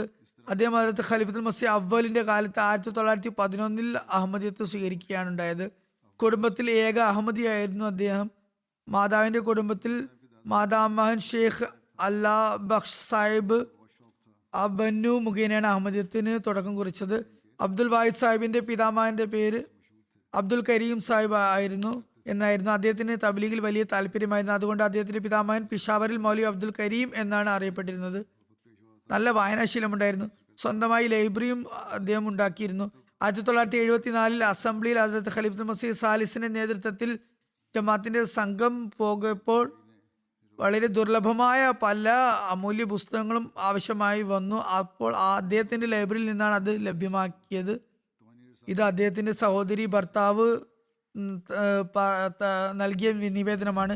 2020 സെപ്റ്റംബർ 9 പ്രവാചക നിന്ദയുടെ കള്ളക്കേസിൽ 295C വകുപ്പ് പ്രകാരം മീർ അബ്ദുൽ വഹീദ് സാഹിബിനും കുടുംബത്തിനും എതിരിൽ കേസ് എടുക്കപ്പെട്ടു. മുല്ലാക്കളും ജനങ്ങളും അദ്ദേഹത്തിന്റെ വീട് വളഞ്ഞു. എന്നാൽ പോലീസ് എങ്ങനെയൊക്കെയോ അദ്ദേഹത്തെയും കുടുംബത്തെയും അവിടെ നിന്ന് രക്ഷപ്പെടുത്തി റാവൽപിണ്ടിയിൽ എത്തിച്ചു. കുറച്ച് ദിവസത്തിന് ശേഷം റാവൽപിണ്ടിയിൽ അദ്ദേഹത്തിന്റെ വീട് റെയ്ഡ് ചെയ്ത് പോലീസ് അദ്ദേഹത്തിന്റെ മകൻ അബ്ദുൽ മജീദിനെ അറസ്റ്റ് ചെയ്തു. അള്ളാഹു മീർ അബ്ദുൽ വഹീദ് സാഹിബിന് 2 പെൺമക്കളെയും 1 ആൺകുട്ടികളെയും നൽകിയിട്ടുണ്ട്. അദ്ദേഹത്തിന്റെ മകൻ അബ്ദുൽ മജീദിനെ പറ്റിയാണ് പറഞ്ഞത്. ഇപ്പോഴും അസീറെ റാഹെ മൗല ദൈവമാർഗത്തിൽ തടവ് ശിക്ഷ അനുഭവിക്കുന്ന വ്യക്തിയാണ്. ജയിലിൽ ഇരിക്കുമ്പോഴാണ് പിതാവിന്റെ മരണം നടന്നത്. അതുകൊണ്ട് ജനാസയിൽ പങ്കെടുക്കാൻ കഴിഞ്ഞിട്ടില്ല. അള്ളാഹു മർഹൂമിനോട് കാരുണ്യത്തോടും പുറമയോടും കൂടി പെരുമാറട്ടെ. സംതൃപ്ത കുടുംബത്തിന് ക്ഷമയും സ്ഥൈര്യവും നൽകട്ടെ. ജയിലിലുള്ള മകൻ ഏകദേശം 20 വയസ്സ് പ്രായമുള്ളവനാണ്. അള്ളാഹു അദ്ദേഹത്തിന്റെ ജയിൽ മോചനത്തിനുള്ള അവസരം പെട്ടെന്ന് തന്നെ ഉണ്ടാക്കട്ടെ. മൂന്നാമത്തെ അനുസ്മരണം സയ്യിദ് വക്കാർ അഹമ്മദ് സാഹിബിനെ കുറിച്ചാണ്. അമേരിക്കക്കാരനാണ്. അമേരിക്കയിലായിരുന്നു. ജനുവരി 17 58-ാമത്തെ വയസ്സിൽ ഹൃദയസ്തംഭനം മൂലമാണ് അദ്ദേഹം വഫാത്തായത്. ഇന്നാ ലില്ലാഹി വ ഇന്നാ ഇലൈഹി റാജിഊൻ. അദ്ദേഹത്തിന്റെ, അതായത് വക്കാർ അഹമ്മദ് സാഹിബിന്റെ ഭാര്യ ഹസ്രത്ത് മിർസ ബഷീർ അഹമ്മദ് സാഹിബിന്റെ ദൗഹിത്രിയുടെ മകളാണ്, അതായത് മകളുടെ മകളാണ്. ഹസ്രത്ത് മിർസ ഷെരീഫ് അഹമ്മദ് സാഹിബിന്റെ പൗത്രന്റെ മകളുമാണ്, മകന്റെ മകളുമാണ്. ഇങ്ങനെ ഹസ്രത്ത് മസീഹ് മൗഊദ് അലൈഹി ഇസ്ലാമിന്റെ കുടുംബവുമായും അദ്ദേഹത്തിന് ബന്ധമുണ്ട്. ഈ കുടുംബത്തിലാണ്, ഷാസാബിന്റെ കുടുംബത്തിലാണ് അദ്ദേഹത്തിന്റെ വിവാഹം നടന്നത്. അദ്ദേഹത്തിന്റെ ഭാര്യ ഷാജിയ ഖാൻ പറയുന്നു, ഹസ്രത്ത് ഖലീഫത്തുൽ മസീഹ് റാബി എന്നോട് വിവാഹ സംബന്ധമായി ദുആക്ക് പറഞ്ഞിരുന്നു. വിവാഹ ആലോചന നൽകി ദുആ ചെയ്യാൻ പറഞ്ഞിരുന്നു. ദുആക്ക് ശേഷം ഞാൻ അതിന് സമ്മതിച്ചപ്പോൾ ഹസ്രത്ത് ഖലീഫത്തുൽ മസീഹ് റാബി ഈ വിവാഹത്തിന് അനുമതി നൽകി. അതായത് ഹസ്രത്ത് ഖലീഫത്തുൽ മസീഹ് റാബി ആണ് ഈ വിവാഹ ബന്ധം ഉറപ്പിച്ചത്. അവർ എഴുതുന്നു, വക്കാർ സാഹിബ് 33 വർഷത്തെ വിവാഹ ജീവിതത്തിൽ എൻ്റെ കൂടെ നിന്ന് എൻ്റെ വിരൽ പിടിച്ച് നടത്തുകയായിരുന്നു. അക്ഷരാർത്ഥത്തിൽ എല്ലാ ആവശ്യങ്ങളെയും ആഗ്രഹങ്ങളെയും നിറവേറ്റി അനുപമനായ ഒരു പിതാവായിരുന്നു. തനിക്ക് വേണ്ടി ഒന്നും തന്നെ അദ്ദേഹം ചെയ്തിട്ടില്ല. വളരെ ലാളിത്യമുള്ള മനുഷ്യനായിരുന്നു. തൻ്റെതായ ഒരു ആഗ്രഹവും ഉണ്ടായിരുന്നില്ല. എന്തെങ്കിലും ആഗ്രഹം ഉണ്ടായിരുന്നെങ്കിൽ തന്നെ അത് വീട്ടുകാർക്ക് വേണ്ടി ത്യജിച്ചിരുന്നു. പറയുന്നു, എന്നെ സംബന്ധിച്ചിടത്തോളം ഏറ്റവും ഒരു നല്ല ദിവസം അന്നായിരുന്നു. അദ്ദേഹം അഭിമാനത്തോടെ ഒരാളോട് പറയുകയുണ്ടായി, ഞാൻ മസ്ജിദിൽ പോവുകയാണ്. എൻ്റെ വാഗ്ദാനം ഞാൻ അവിടെ പോയാൽ ഏറ്റു പറയാറുണ്ട്. എനിക്ക് ആ വാഗ്ദാനം നിറവേറ്റുന്നതിനേക്കാൾ വലിയ യാതൊരു കാര്യവുമില്ല. പള്ളിയിൽ ഞാൻ വാഗ്ദാനം ഏറ്റു പറയാറുണ്ട്. ഈ വാഗ്ദാനത്തിന് വേണ്ടി, ഈ പ്രതിജ്ഞയ്ക്ക് വേണ്ടി എന്തും തന്നെ ഞാൻ ത്യജിക്കാൻ തയ്യാറാണ്. ഇത് വെറും വാക്കുകളായിരുന്നില്ല, മറിച്ച് ഞാൻ കണ്ടിട്ടുണ്ട്, എനിക്ക് നേരിട്ടറിയാം. വളരെ കഠിനമായ പരീക്ഷണം അദ്ദേഹത്തിന് നേരിടേണ്ടി വന്നു. അപ്പോഴും അദ്ദേഹം ആ വാഗ്ദാനം നിറവേറ്റി. അതായത് ദീനിന് ദുനിയാവിനേക്കാൾ മുന്തിക്കും എന്ന വാഗ്ദാനം അദ്ദേഹം നല്ല നിലയിൽ നിറവേറ്റി. അതിന് യാതൊരു ബന്ധത്തെയും കുടുംബ ബന്ധത്തെയും ഒന്നും വകവെച്ചില്ല. ഖിലാഫത്തിന്റെ അനുസരണ വൃത്തത്തിൽ നിന്നും ഒരിക്കലും പുറത്തു ചുവട് വെച്ചില്ല. പറയുന്നു, അദ്ദേഹത്തിന് ചില കാര്യങ്ങൾ മനസ്സിലായിട്ടില്ലെങ്കിൽ കൂടി അതും അനുസരിച്ചിരുന്നു. അതായത് നമ്മുടെ കടമ അനുസരണമാണ് എന്ന് പറയുമായിരുന്നു. നല്ലപോലെ നന്ദി പ്രകടിപ്പിക്കുന്ന വ്യക്തിയായിരുന്നു. പറയുന്നു, എന്നോടും അതേപ്പറ്റി ഉപദേശിച്ചിരുന്നു. സാമ്പത്തിക ത്യാഗത്തിൽ ഒരിക്കലും അലസത കാണിച്ചിരുന്നില്ല. അദ്ദേഹത്തിന്റെ മകൻ സയ്യിദ് ആദിൽ അഹമ്മദ് മുറബി സിൽസില ജാമിയ അഹമ്മദിയ കാനഡയിൽ നിന്നും ഷാഹിദ് ഡിഗ്രി നേടിയ മുറബിയാണ്. പറയുന്നു, അള്ളാഹുവിന്റെ അനുഗ്രഹത്താൽ എൻ്റെ പിതാവ് ഒരു വളരെ ലാളിത്യമുള്ള ആത്മാർത്ഥനായ മനുഷ്യനായിരുന്നു. ഒരിക്കലും തന്നെക്കുറിച്ച് വേവലാതിപ്പെട്ടിരുന്നില്ല. എപ്പോഴും മക്കളുടെയും ഉമ്മയുടെയും കാര്യം ശ്രദ്ധിച്ചു. ഒരു കാര്യവും തനിക്ക് വേണ്ടി നല്ലത് ആഗ്രഹിച്ചിരുന്നില്ല. പലപ്പോഴും സ്വന്തമായും ചെലവ് നടത്തണമെന്ന് അദ്ദേഹത്തിന് ഞങ്ങൾക്ക് ഓർമ്മപ്പെടുത്തേണ്ടതായി വന്നിരുന്നു. മൊറബിമാരെയും അതുപോലെ ജമാഅത്ത് വ്യവസ്ഥിതിയും വളരെയധികം ആദരിച്ചിരുന്നു. അദ്ദേഹത്തിന്റെ ഭാര്യ പിതാവ് മഹ്മൂദ് അഹമ്മദ് ഖാൻ സാഹിബ്, അതായത് ഹസരത്ത് മിർസ ബഷീർ അഹമ്മദ് സാഹിബിന്റെ മകളുടെ മകനും ഹസരത്ത് നവാബ് മുബാറക്ക ബേഗം സാഹിബിയുടെ പൗത്രനുമാണ്. എഴുതുന്നു, വക്കാർ, അതായത് അദ്ദേഹത്തിന്റെ ജമാതാവിനെ കുറിച്ച് പറയുകയാണ്, വളരെ സൽസ്വഭാവിയും അതിഥി സൽക്കാര പ്രിയനുമായിരുന്നു. പറയുന്നു, ഞാൻ ഒരിക്കലും അദ്ദേഹത്തിന്റെ നെറ്റിയിൽ ഒരു ചുളിവ് കണ്ടിട്ടില്ല. എത്ര അതിഥികൾ വന്നാലും എന്തൊക്കെ സംഭവിച്ചാലും അദ്ദേഹത്തിന് എന്തൊക്കെ പ്രശ്നമാണെങ്കിലും ശരി, നീരസം പ്രകടിപ്പിച്ചിരുന്നില്ല. പറയുന്നു, എനിക്ക് ഓർമ്മയുണ്ട്, മകൻ ആദിലിന്റെ അലസമായ ജീവിതത്തിൽ ഒരുപാട് ശകാരിച്ചിരുന്നു. എന്നാൽ ആദിൽ വഖഫ് ചെയ്തതിനു ശേഷം വക്കാറിന്റെ അവനോടുള്ള നിലപാട് തന്നെ മാറി. പിന്നെ ഈ മകനായിരുന്നു അദ്ദേഹത്തിന് ഏറ്റവും അടുപ്പമുള്ളവൻ. അവനെ ഏറെ ബഹുമാനിക്കാൻ തുടങ്ങി. അബുദാബി മുൻ അമീർ മുനീർ സാഹിബ് എഴുതുന്നു, വക്കാർ സാഹിബ് കുടുംബത്തോടൊപ്പം അബുദാബിയിൽ ജോലി ചെയ്തിരുന്നപ്പോൾ അദ്ദേഹവുമായി ഒരു കുടുംബ ബന്ധമായിരുന്നു ഉണ്ടായിരുന്നത്. അദ്ദേഹം ഒരു പ്രൊഫഷണൽ ആയിരുന്നു. ബാങ്കിൽ ജോലി ചെയ്തിരുന്ന ബാങ്കർ ആയിരുന്നു. വളരെ ലാളിത്യമുള്ള അതുപോലെ വളരെ സോഷ്യലായി ഇടപഴക്കമുള്ള ഒരു വ്യക്തിയായിരുന്നു. അത് അദ്ദേഹത്തിൻ്റെ സവിശേഷ മുദ്രയായിരുന്നു. ജമാഅത്തിനോടും ജമാഅത്തിൻ്റെ വ്യവസ്ഥിതിയോടും ആഴത്തിലുള്ള ബന്ധമായിരുന്നു. ഖിലാഫത്തിനോട് സീമാതീതമായ സ്നേഹവും അനുസരണവും ഉണ്ടായിരുന്നു. പറയുന്ന അമേരിക്കയിൽ പോകുന്നത് വരെയും തൻ്റെ താമസ സ്ഥലം ജമാഅത്തി ആവശ്യങ്ങൾക്ക് വേണ്ടി വളരെ സന്തോഷത്തോടെ സമർപ്പിച്ചിരുന്നു. ജുമാക്കും മറ്റ് ഇജ്തിമാക്കൾക്കും വേണ്ടി അത് ഉപകാരപ്പെട്ടിരുന്നു. ജമാഅത്തിന്റെ ഇന്റേണൽ ഓഡിറ്റർ എന്ന നിലക്കും സേവനം ചെയ്യാൻ അദ്ദേഹത്തിന് തൗഫീക്ക് ലഭിച്ചു. സെയ്ദ് ഹാഷിം അക്ബർ സാബ് എഴുതുന്നു, ഞാൻ അദ്ദേഹത്തോടൊപ്പം ജോലി ചെയ്തിട്ടുണ്ട്. എപ്പോഴും എല്ലാവരോടും നല്ല നിലയിൽ ഇടപഴകുകയും സൃഷ്ടി സേവനം ചെയ്യുകയും ചെയ്തതായി ഞാൻ കണ്ടിട്ടുണ്ട്. അള്ളാഹു അദ്ദേഹത്തിന് മഗ്ഫിറത്തും കാരുണ്യവും ചെയ്യട്ടെ. അദ്ദേഹത്തിന്റെ മക്കൾക്കും നന്മകൾ ചെയ്യാൻ തൗഫീക്ക് നൽകട്ടെ.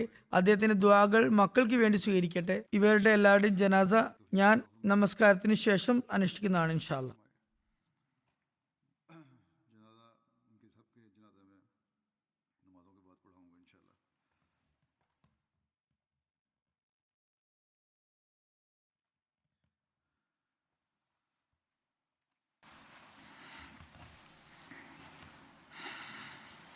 الحمد لله نحمده ونستعينه ونستغفره ونؤمن به ونتوكل عليه ونعوذ بالله من شرور أنفسنا ومن سيئات أعمالنا من يهده الله فلا مضل له ومن يضلله فلا هادي له ونشهد أن لا إله إلا الله ونشهد أن محمدا عبده ورسوله عباد الله رحمكم الله إن الله يأمر بالعدل والإحسان وإيتاء ذي القربى وينهى عن الفحشاء والمنكر والبغي يعظكم لعلكم تذكرون اذكروا الله يذكركم وادعوه يستجب لكم ولذكر الله أكبر.